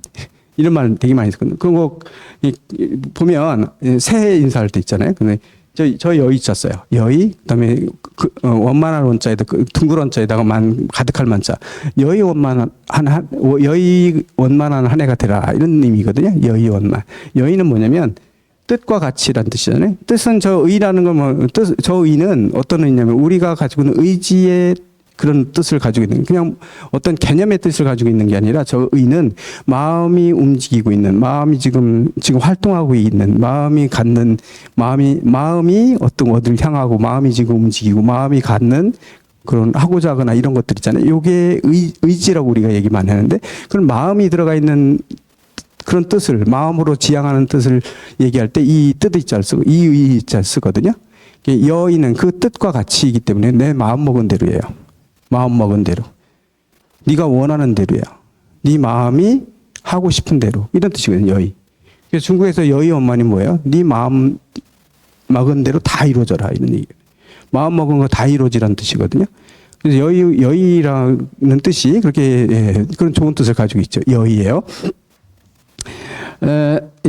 여의륜 그렇게 여의와 륜자로 이렇게 나눠져 있는 거잖아요. 륜은 뭐냐면 바퀴잖아요. 바퀴인데 전륜성황 할 때 전륜성황이 뭘 굴리냐면 이 윤을 굴리는 거거든요.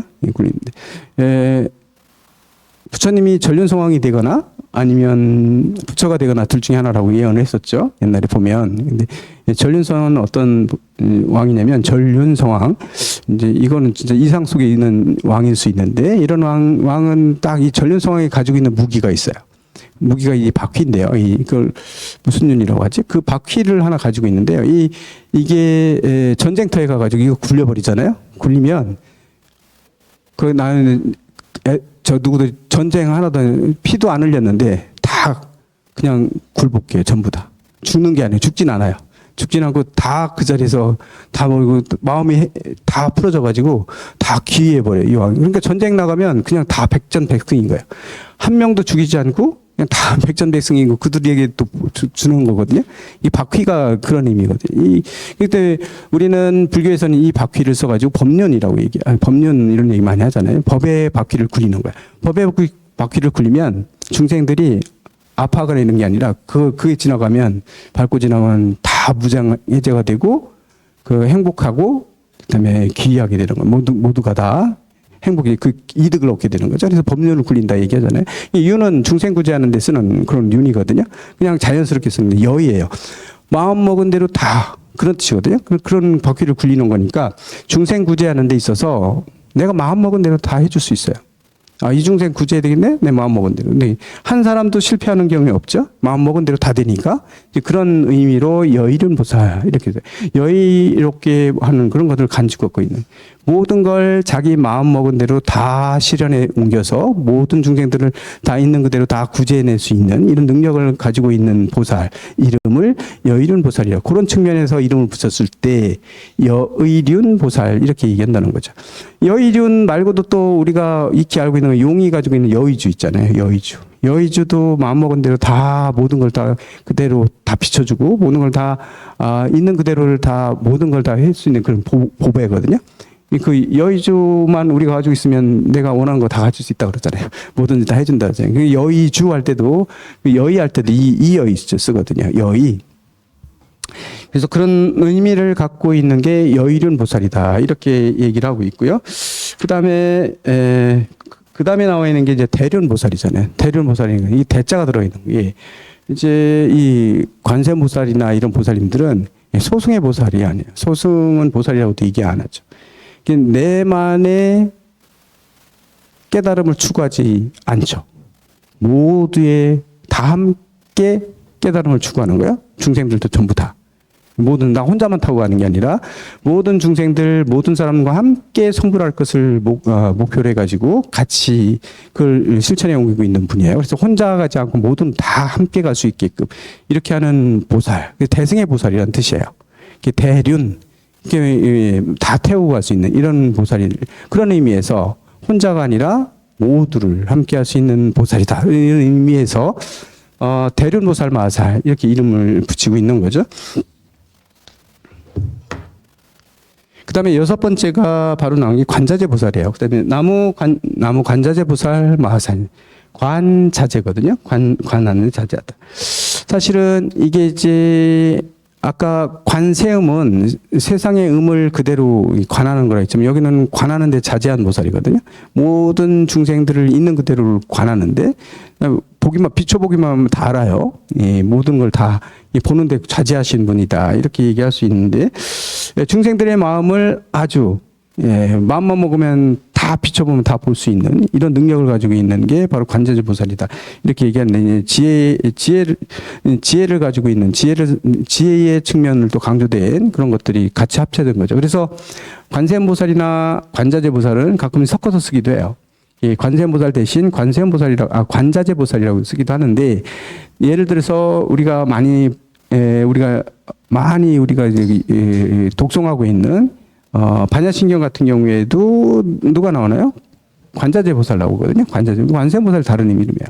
관자재 보살이 나오잖아요. 깊은 반야 밀다를 행할 때 이렇게 나오잖아요.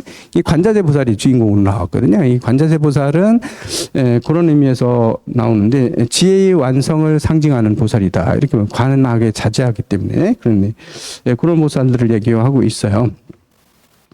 그 다음에 나와 있는 게 이제 정치보살 마하살이잖아요. 나무 정치보살. 정은 바를 정자에다 치는 나갈 치자인데요. 이거는, 정치라고 하는 게 뭐냐면, 이제, 후퇴는 없고, 전진만 있는데, 어디로? 바른 길로 가는, 정해져 있는 보살들이에요. 이미 이 보살은 아무리 그냥 가만히 있어도 어디로 가져요? 그냥 바른 길을 통해서 가게 되는 보살인데, 중생들도 다 따라가기만 하면 다 어디야? 극락세계로 다 가는 거야. 깨달음의 세계로 다 갈 수 있게끔 이미 그 길로 정해져서 모두를 이끌어왔네요. 어떤 행위를 하든지 전부 다 그런 건 다 그 깨달음의 세계로 가고 있는 그런 거기로 나아가고 있는 존재이기 때문에 절대로 이미 후퇴라든가 어디 옆으로 삐지는 게 옆으로 샌다거나 이런 게 없이 나아가는 보살 이런 의미예요. 전진해서 나가는데 어디를 향해서? 깨달음을 향해서. 깨달음을 향해서 흔들림 없이 옆으로 새지도 않고 뒤로 후퇴하지도 않고 이미 그 길을 가는 게 다 그렇네. 이 보살들 어느 보살이든 다 그렇겠죠. 근데 그런 측면에서 이름을 붙인 게 정치보살 마하살 이렇게 붙여 있는 거죠. 정치보살 마하살 다른 곳으로 가지 않는다 이런 의미를 갖는다는데 그렇게 돼 있다고 볼 수 있죠. 그렇기 때문에 용맹정진하는 데 있어서 겁 없이 계속 앞으로 나갈 수 있는 그런 힘을 가지고 용맹정진하는 보살상 이런 것들도 정치보살에 포함되어 있는 말이다 이렇게 볼 수 있어요. 그 다음에 보겠습니다. 그 다음에 나무 만월보살 마하살, 나무 수월보살 마하살이에요. 이게 만월, 수월 나온 거예요. 만월이면 뭐죠? 보름달이에요. 꽉 차 있는 보름달이거든요. 그럼 이건 뭘 얘기하고 있냐면요. 그 마치 꽉 차 있는 모자람 없이 꽉 차 있는 거예요. 뭐가? 부처님의 공덕이요. 부처님의 능력과 공덕이 완벽하게 꽉 채워져 있는 거예요. 만월처럼요. 꽉 채워져 있는 그런 보살님의 모습이 완벽하게 딱 채워져 있는 거. 부처님하고 똑같아요. 부처님의 공덕을 완전하게 모자람 없이 완벽하게 다 꽉 채워진 달처럼 이렇게 가지고 있는 보살이다. 그래서 부처님과 동급인 보살이다. 이런 의미에서 어떤 면에서 보면 공덕을 가지고 있는 공덕, 능력 이런 측면에서 똑같다는 거예요. 꽉 차 있는 거예요. 완전히 모자람이 없이 꽉 차 있는 보살을 우리들은 만월보살 이렇게 얘기하고 있다. 그래서 이런 만월보살이기 때문에요. 빛이 장난이 아니겠죠. 빛이 제일 강하겠죠. 그래서 중생들을 다 또 비춰주는 이 막 가득한 이 밝은 빛으로 중생을 모두 다 비춰줘서 그 중생 구제하는데 완벽하게 다 구제해낼 수 있는 이런 능력 이런 것들도 상징적으로 얘기하고 있는 게 만월보살이다 이렇게 보면 되고요. 두 번째는 수월보살이에요. 수월보살 마하살. 수월보살 되게 많이 나오는데 이 수월은 왜냐면 물숫자에다가 달월이잖아요. 물숫자에 달월. 이거는 달이 못 가는 데가 없는 거예요. 물 있는 데는 다 비추잖아요. 뭐 한국에 있는 우리 저기 서울에 있는 한강에 달이 비쳤다 그래가지고 여기 영산강에 달이 안 비치는 거 아니거든요. 달은 하나인데 예. 서울에도 비치고 영산강에도 비치고 낙동강에도 비치고 다음에 도쿄에도 비치고 있고 다 비치고 있는 물 있는 데는 다 똑같은 달이 다 비춰져 있어요. 나타나고 있는. 이게 뭐냐면 물 따라 다 어디든지 가는 거죠. 네, 그런 것도요. 어디든지 다 퍼져나가서 중생들을 구제하는데 어디든지 그냥 물만 있으면 다 비춰져요. 그대로. 이런 거죠. 어디에 중생이 있든지 간에 어디든지 따라가서 다 구제해주는 게 수월보살이 그런 의미를 갖거든요. 수월이라고 하면 물이 있는 곳은 달이 어디든지 따라가 있듯이 어디든지 중생이 있는 곳이라고 한다면 다 비춰져가지고 그들을 구제의 손길을 내밀고 그들을 구제해 주려고 노력하고 그들을 살펴주고 구제해주는 역할을 하는 게 그래서 수월보살 마하살 이렇게 이름을 붙였어요. 이게 요 이름 자체에 그런 의미를 가지고 있다는 걸 하셔서 다음에는 이 천수경 같은 거 할 때요. 요런 거 할 때 이제 그냥 아무 생각 없이 그냥 만월보살 마하살 수월보살 마하살 하지 말고 만월이면 그런 의미를 떠올리시고 수월보살이면 그런 의미를 떠올리시고 그리고 나도 그렇게 되겠다는 소원을 좀 가지시고 내가 수월보살이 돼야지 뭐 이런 것들 있잖아요. 이런 것들을 하는 게 되게 중요하다.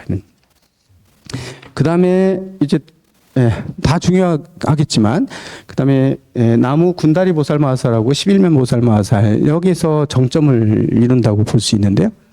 나무 군다리 보살 마하살이에요. 군다리라고 하면 호리병이라는 뜻을 가지고 있는 말이어가지고 관세음보살님이 호리병을 들고 있잖아요. 이렇게 병을 들고 있잖아요. 이렇게 약병 이런 것도 들고 있어. 그래서 그걸 가지고 중생들을 구제해주는 관세음보살님의 다른 이름이다. 병을 든 보살이다. 이렇게 번역을 했는데 그거 안 맞는 거고요. 그렇게 또 해석할 수 있죠. 얼마든지. 근데 사실은 군다리라고 하는 게 군다리 보살에 대한 얘기가 군다리에 대해서 뭐라고 설명하고 있냐면 동국역경원에서 나온 불교 사전에는요. 뭐라고 설명이 되어 있냐면 이렇게 되어 있어요. 군다리에 대한 해석을 감노병의 준말이며 병이라 번역한다. 병이라고 번역한다 이랬는데. 근데 또 다른 뜻은 뭐가 있냐면 5대 존명왕의 하나인데 남쪽에 배치된 명왕으로 그 본지는 호궁장이고 혹은 관세음보살이며 한 머리 8팔로 어떤 모습을 가진 성낸 모양을 하고 모든 나쁜 귀신을 항복시킨다. 이런 의미를 갖는데요. 군다리가. 근데 사실은 군다리 이런 얘기들을 가지고 있고요. 또 인도 설화에 보면 또 이런 얘기가 있어요. 광활한 우주 중심에 악마들이 너무 많아가지고 악마들이 많아서 이 지구상에 우리 인간들이 살고 있는데 이 인간들은 너무 물이 너무 잘 들어. 뭐냐면 나쁜 것들이 막 들어오면 악마들이 들어오면 물이 너무 잘 들기 때문에 이제 그 악마들이 인간 세상에 침투하지 못하도록 눈을 부라리고 이제 지키고 있는 그런 왕이 하나 있는데 그런 천신이 하나 있어요. 이 천신이 군달이에요. 군달이 그 천신이라는 얘기예요. 이 천신이 눈을 부라리고 쳐다보고 있는데 잠깐 조는 사이에 그 악마의 기운들이 들어와가지고 인간들을 다 물들여 버린 거예요. 인간들이 다 악마가 돼버린 거예요. 눈 잠깐 떠보니까 다 악마가 돼버렸어요. 너무 화가 나가지고 군다리가 하늘에서부터 너무 성질이 급해요. 이 양반은. 그래서 하늘에서부터 칼을 높이 쳐들고 내려오면서 닥치는 대로 다 죽이는 거예요. 다 죽여버렸어요. 악을 그렇게 퇴치해버리고 그리고 정의감이 불타가지고 불의를 보면 참지 못하는 그런 군다리예요. 그 보살이에요. 그래가지고 다 죽여버렸어요. 이런 역사들이 있네. 이런 의미를 가지고 보면 군다리 보살은 어떤 보살이냐면 화난 모습을 가지고 성내는 보살이에요. 화를 엄청 성내고 있는 보살을 관세음보살의 다른 의미. 왜 성내고 있을까요? 왜냐면요, 이 중생들마다 이 중생의 근기들이 다 달라서요. 지난번에 화엄경에서 보면 그 얘기 있잖아요. 무염조광이라는 왕이 있는데 그 왕은 자비심이 되게 그 얘기 제가 말씀드렸을 것 같은데 무염조광 얘기. 선제동자가 다음 선칙 누굴 찾아가야 되냐 대자대비하시는 자비심이 넘치는 왕이 하나 있는데 남쪽으로 가면 그래서 남쪽으로 자비심이 너무너무 넘치는 큰 자비심을 가지고 있는 왕이 하나 있는데 이름이 무염조광이야. 거기 찾아가라. 선제가 찾아가요. 찾아서 열심히 남쪽을 향해서 가고 물어서 가가지고 물었더니 무염조광이 있는 성이 나타나서 그 성에 문 열고 들어갔는데 비명소리와 채찍질거리가 다 고문당하고 있고 난 난리가 아니에요. 그 성 안에. 누구는 잡아놓고 팔을 자르고 있고 누구는 곤장 맞고 있고 피 튀기고 있고 다 그런 모습밖에 없는 거야. 순간적으로 우리 선제동자가 의심이 된 거예요. 내가 잘못 왔나? 이러니 잘못 왔나? 자비심이 많은 왕이라 했는데 왜 이렇지? 근데 하늘에서 인드라가 하늘에서 신이 선제한테 얘기하는 거예요. 천신이 의심하지 마라. 선지식을 의심하면 안 된다. 일단 만나봐라. 내가 또 의심을 했구나. 그런 마음을 가지고서 무염조광을 만나거든요. 무염조광한테 물어보는 거예요. 왜 이렇게 하고 있냐. 무염조광이 뭐라고 얘기하냐면 나는 개미 한 마리도 죽이지 못하는 성품이야. 개미 한 마리도 이렇게 내가 함부로 하지 못하는 성품을 가지고 있어. 나 함부로 안 죽여. 그런 성품을 가지고 있어. 근데 왜 저렇게 하냐. 우리 백성들은, 저 중생들은 업장이 너무 두터워가지고 저게 최소한이야. 쟤들 그냥 놔두면 나중에 지옥에 떨어져 더 고통을 더 많이 받게 되거든. 그걸 업보를 구제해주기 위해서 내가 저렇게 해줄 수밖에 없어. 그게 이제 자비심이 해주고 있는 거야. 그들을 혼내고 하는 거야. 이게 무서운 모습을 가지고 있는 거거든요. 무서운 모습으로 중생들을 막 하고 있는데 사실은 그게 그들을 위한 방법인 거야. 이게 관세음보살님의 모습이 이런 모습도 가지고 있다는 거야.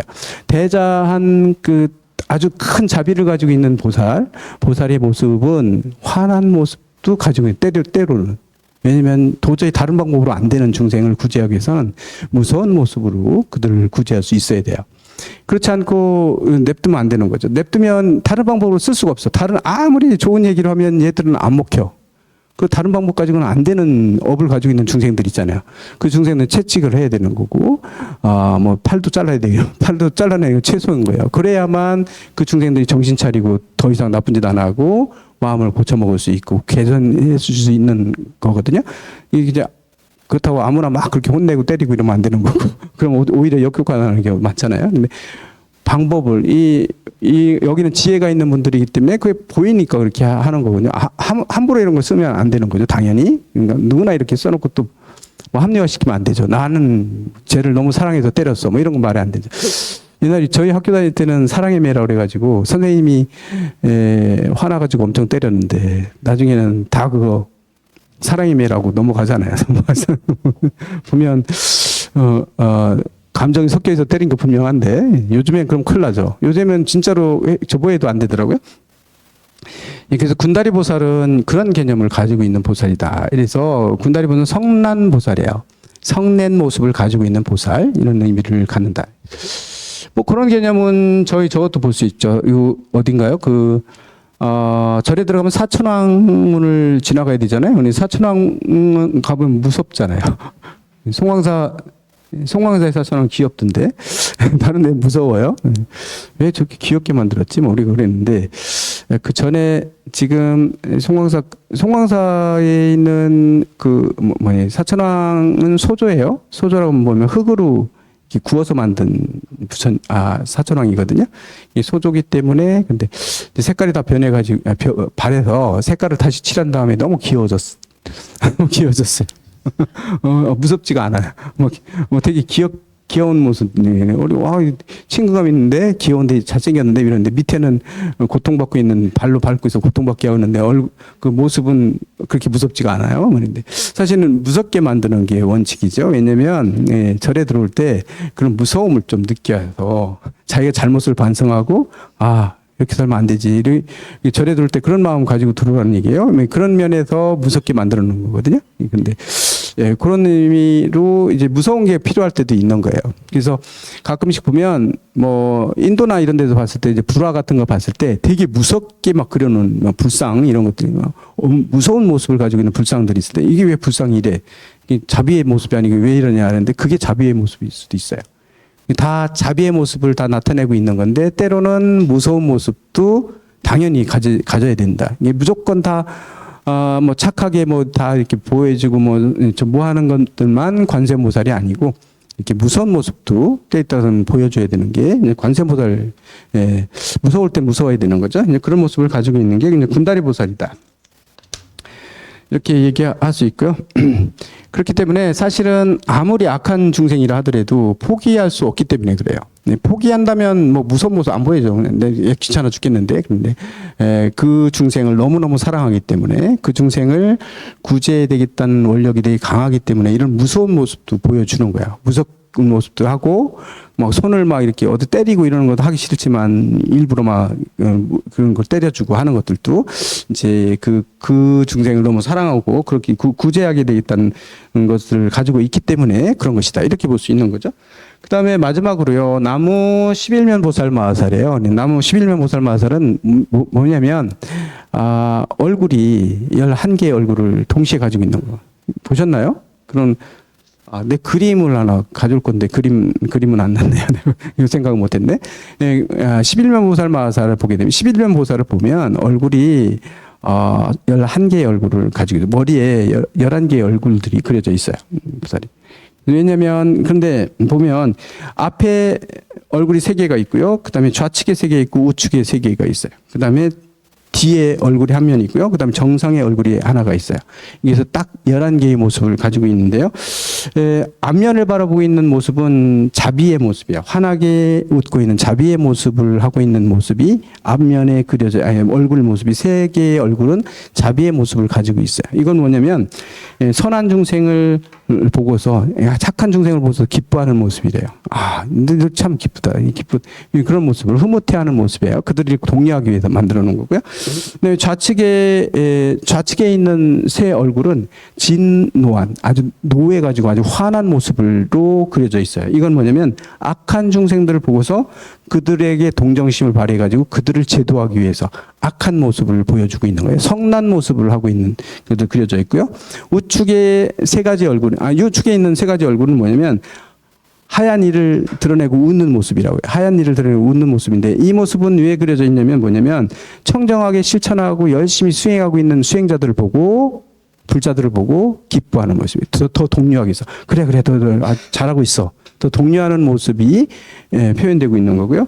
뒤에 하나의 얼굴은 뭐냐면 완전히 웃는 모습하고 그다음에 악한 모습하고 두 가지를 동시에 얼굴에 표현해 놓고 있어요. 악한 모습과 웃는 모습이 동시에 두 개가 표현해. 이건 뭐냐면 선한 중생이든 악한 중생이든 막 섞여 있잖아요. 선한 중생과 악한 중생이 동시에 제도하고 그들을 위해서 제도하는 모습을 상징적으로 나타내고 있는 거고요. 제일 꼭대기의 정면, 제일 꼭대기 정상에 얼굴 하나가 있는 건 부처님의 모습을 가지고 있거든요. 이건 완성을 나타내는 대승들의 근기를 지닌 불도들에게 마지막 부처의 궁극적인 그 지혜를 나타내고 있는 게 상징적으로 나타내는 게 부처님의 얼굴이다. 이렇게 보여주기도 하고요. 그다음에 밑에 있는 이 10개의 모습은 아직 보살들이 수행해 가는 모습들이고 제일 꼭대기에 있는 건 완성된 부처의 모습이다. 이렇게 해서 설명도 하고 있는데 이 11면 보살 마하살이 11면 보살이 갖는 의미는 뭐냐면 앞에서 얘기했던 성난 모습, 착한 모습, 화난 모습 뭐 이런 모습들이 사실은 다 다른 몸이 아니라 하나의 보살님의 특징이라는 거예요. 이런 모습을 동시에 다 나타낼 수 있는 그런 게 바로 그렇다. 그래서 11개의 얼굴을 가지고 있는 보살로 그걸 표현해 놓고 있는 거예요. 모든 보살들을 한꺼번에 이 보살 4등력을 다 가지고 있는 거예요. 하나의 모습으로. 그걸 상징적으로 나타내고 있는 게 11면 보살 마하살, 11면 보살이에요. 11면 보살이 중국이나 일본이나 중국에 되게 많이 11면 보살 많이 그려지고 있는데 우리나라에도 뭐 많이는 그렇게 보이진 않지만 되게 대표적으로 11면 보살 마하살이 새겨져 있는 데가 석굴암. 석굴암의 중앙, 부처님 바로 뒤쪽에요. 11면 보살 마하살이 11면 보살이 거기 새겨져 있어요. 석굴암의 금강역사들 말고요. 금강역사도 쭉 이렇게 돼 있잖아요. 제일 중앙에요. 뒷면에 중앙에 보면 11면 보살이 새겨져 있습니다. 고거에 석굴암 11면 보살 하면 아마 사진 나올 거예요. 검색해 보면 석굴암의 11면 보살 하면 그게 나올 겁니다. 그래서 여기 보면 11면 보살을 통해서 우리는 모든 앞에 있는 보살들이 사실은 다 딴 놈이 아니고 하나다라는 것들을 알 수 있는 거죠. 이 보살은 이런 능력들을 다 가지고 있어요. 동시에 가지고 있는 거다. 그래서 11면 보살이 동시에 이거는 또 아까 천수처럼 동시에 악한 모습, 이거 동시에 방편들을 다 쓸 수 있는 거예요. 이게 신출귀몰하게 이렇게 동시에 악한 화난 모습, 착한 모습, 이런 모습도 다 보여줄 수 있는 이런 것들도 한꺼번에 할 수 있는 능력들을 상징적으로 나타내 있는 거고, 결국은 보살은 하나다라는 얘기고, 이거는 관세음보살님의 또 다 다른 이름이다라고 하는 것도 상징적으로 우리가 얘기할 수 있는 거고요. 이렇게 얘기하면 보살의 이름들이 너무너무 많아요. 이렇게 얘기하면 다른 보살들도 되게 많거든요. 보살의 측면에 따라서 이름을 붙이는 거기 때문에 이 보살의 이름을 그 순간순간에도 어마어마하게 많은 보살들의 이름들이 붙여질 수 있어요. 관세음보살님의 이름에 다른 보살님의 이름들도 얼마든지 붙여질 수 있기 때문에 이걸 하다 보면 끝도 새도 없잖아요. 그럼 불교는 딱 하는, 그 마지막으로 딱 정리하는 거죠. 그래서 그 다음에 나와 있는 게 나무 제대보살 마하살이에요.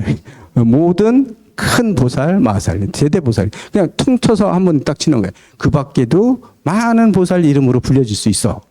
관세음보살님이 요 11개의 명호만 있는 게 아니고 그 밖에도 보살은 얼마든지 이름이 붙여질 수 있다는 거예요. 그렇기 때문에 그런 이름에 우리가 집착할 필요도 없는 거고요. 전체적으로 볼 수 있는 거죠. 그다음에 마지막으로요. 나무 본사 아미타불이에요. 본사 아미타불이죠. 이거 아까도 얘기했지만 관세음보살님의 본사는 아미타 부처님이에요. 이 정토교에서 얘기하고 있는, 정토종에서 얘기하고 있는 아미타 부처님을 본사로 얘기하거든요. 분명히 우리가 지금 살고 있는 시대는 관세음보살님이, 석가모니 부처님이 본사예요. 나무 본사 석가모니 불이죠. 석가모니 부처님 시대 맞는데, 근데 아미타 부처님도 계속 동시에 지금 작동하고 있고, 현세에도 활동하고 계시다고도 볼 수 있죠. 이게 뭐냐면 정토교에서 미륵사상도 미륵종, 정토종 이렇게. 정토종이 사실은 제일 근대에 나와 있는 종파거든요. 근대 종파 중에 근대에 나와 있는 제일 마지막 정도에 나온 게 정토종이 나왔는데요. 이 정토종은 수행 같은 거 하는 거 너무 힘들어 보이니까, 수행 이렇게 해라 저렇게 해라니까 너무 힘드니까 포기해버리는 중생들이 너무 많으니까. 현대 사회로 갈수록 너무 복잡한 거 싫어하고, 그냥 말지 이런 중생들을 위해서, 그냥 믿기만 해. 나만 부르기만 해. 이런 정토종들이 나오면서, 대신 정토종이라고 해가지고 믿기만 하고 무조건 그렇게만 하는 건 아니고요. 그러면서 이제 그 연부를 하라고 그러거든요. 나무 아미타불 기도하라고 얘기하는데 그 기도하다 보면 마음이 순화되고 또 부처님 말씀을 또 거기서도 또 보게 되고 이러다 보면 또 나름대로 보람되게 살 수 있는 거죠. 이 성행의 길로 갈 수 있게끔 인도하는 거긴 한데 이 사람마다 다 근기들이 다르고 추구하는 바가 다 다르기 때문에 이제 여러 종파들도 나오게 되는 거고 그래서 현대적으로 왔을 때 이제 타력적인 신앙들이 되게 많이 이제 대두되게 됐는데 이제 그 중에 대표적인 게 이제 우리 불교에서는 정토종이라고 볼 수 있는데 이 정토종의 이런 요소들을 많이 갖추고 있는 게 천수경이다.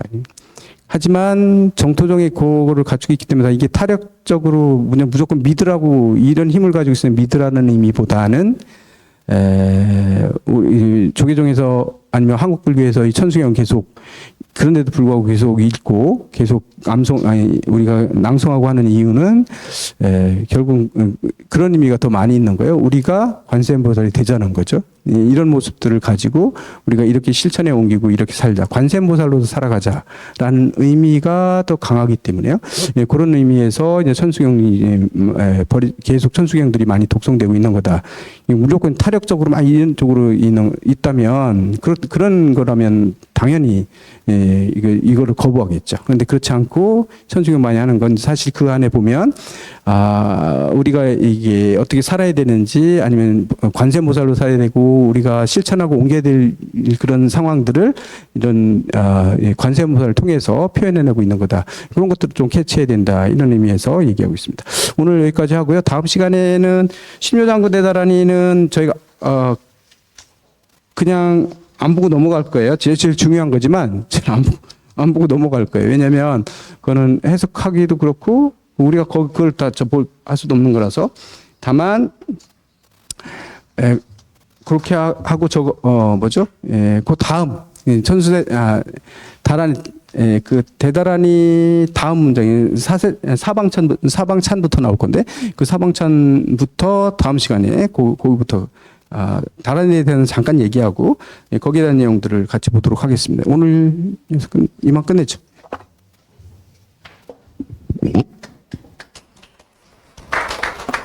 네, 우리 스님께 큰 감사의 박수 한번 부탁드리겠습니다. 네, 4번 마쳤고 이제 앞으로 또 4번 남았습니다. 우리 7월 31일이 끝나는 날이에요. 휴가 가지 마시고 그때 휴가 가시면 안 됩니다. 7월 31일 날 경전 끝나고 휴가 가세요. 아셨죠?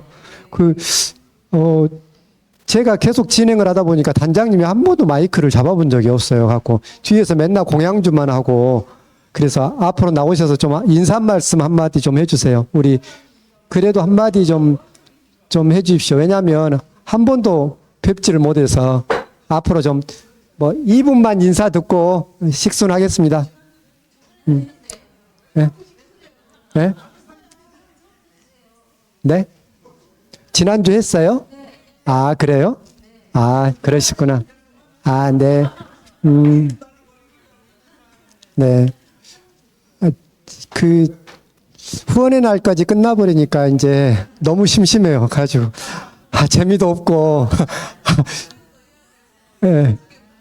네. 아마 일 중독인 것 같아요. 근데 어찌됐든, 마음도 편안하고 행복하고, 1박 2일 서울 다녀왔어요. 서울에서 회원관리 교육 하는데, 역시 서울 다르더라고요. 그래서 서울에 그 환경운동연합 신우용 사무총장님, 직접 뵙고 얘기를 했는데, 요즘 젊은 사람들의, 젊은 감각들의 어떤 커뮤니티, 하나 예를 들면, 이렇게 어느 지역에 짝 수목금 이렇게 월요일 이런 빼고 수목금 이럴 때 수백 개의 커뮤니티가 모인대요. 이렇게 함께 모여서 그것도 막 비싼 돈을 주고 5만 원, 10만 원 딱 이렇게 주고 수요일 날 우리 몇 시에 어디서 모이는 이런 어떤 소규모 커뮤니티들이 엄청나게 많대요. 그래서 이제 일부러 환경운동연합은 젊은 층으로 이렇게 뭔가 접근하려고 50 넘은 그 사무총장이 직접 거기 가서 모임도 참여하고 이런 얘기들을 좀 들었거든요. 그래서 항상 이렇게 머무르면 안 되겠구나. 더 공부하고 더 뭔가 새로운 아이디어 내고 뭔가 이런 그래서 이렇게 좀 우리의 불교 환경 운동도 좀 그렇게 갈 수 있도록 좀 함께 머리를 맞대야 되겠다. 그런 생각하면서 서울 공기 안 좋은 공기지만 또 신선한 공기 1박 2일 동안 쐬고 왔습니다. 그래서 고생하셨고요. 우리 불자 환경옥에 같이 함께 모시도록 하겠습니다.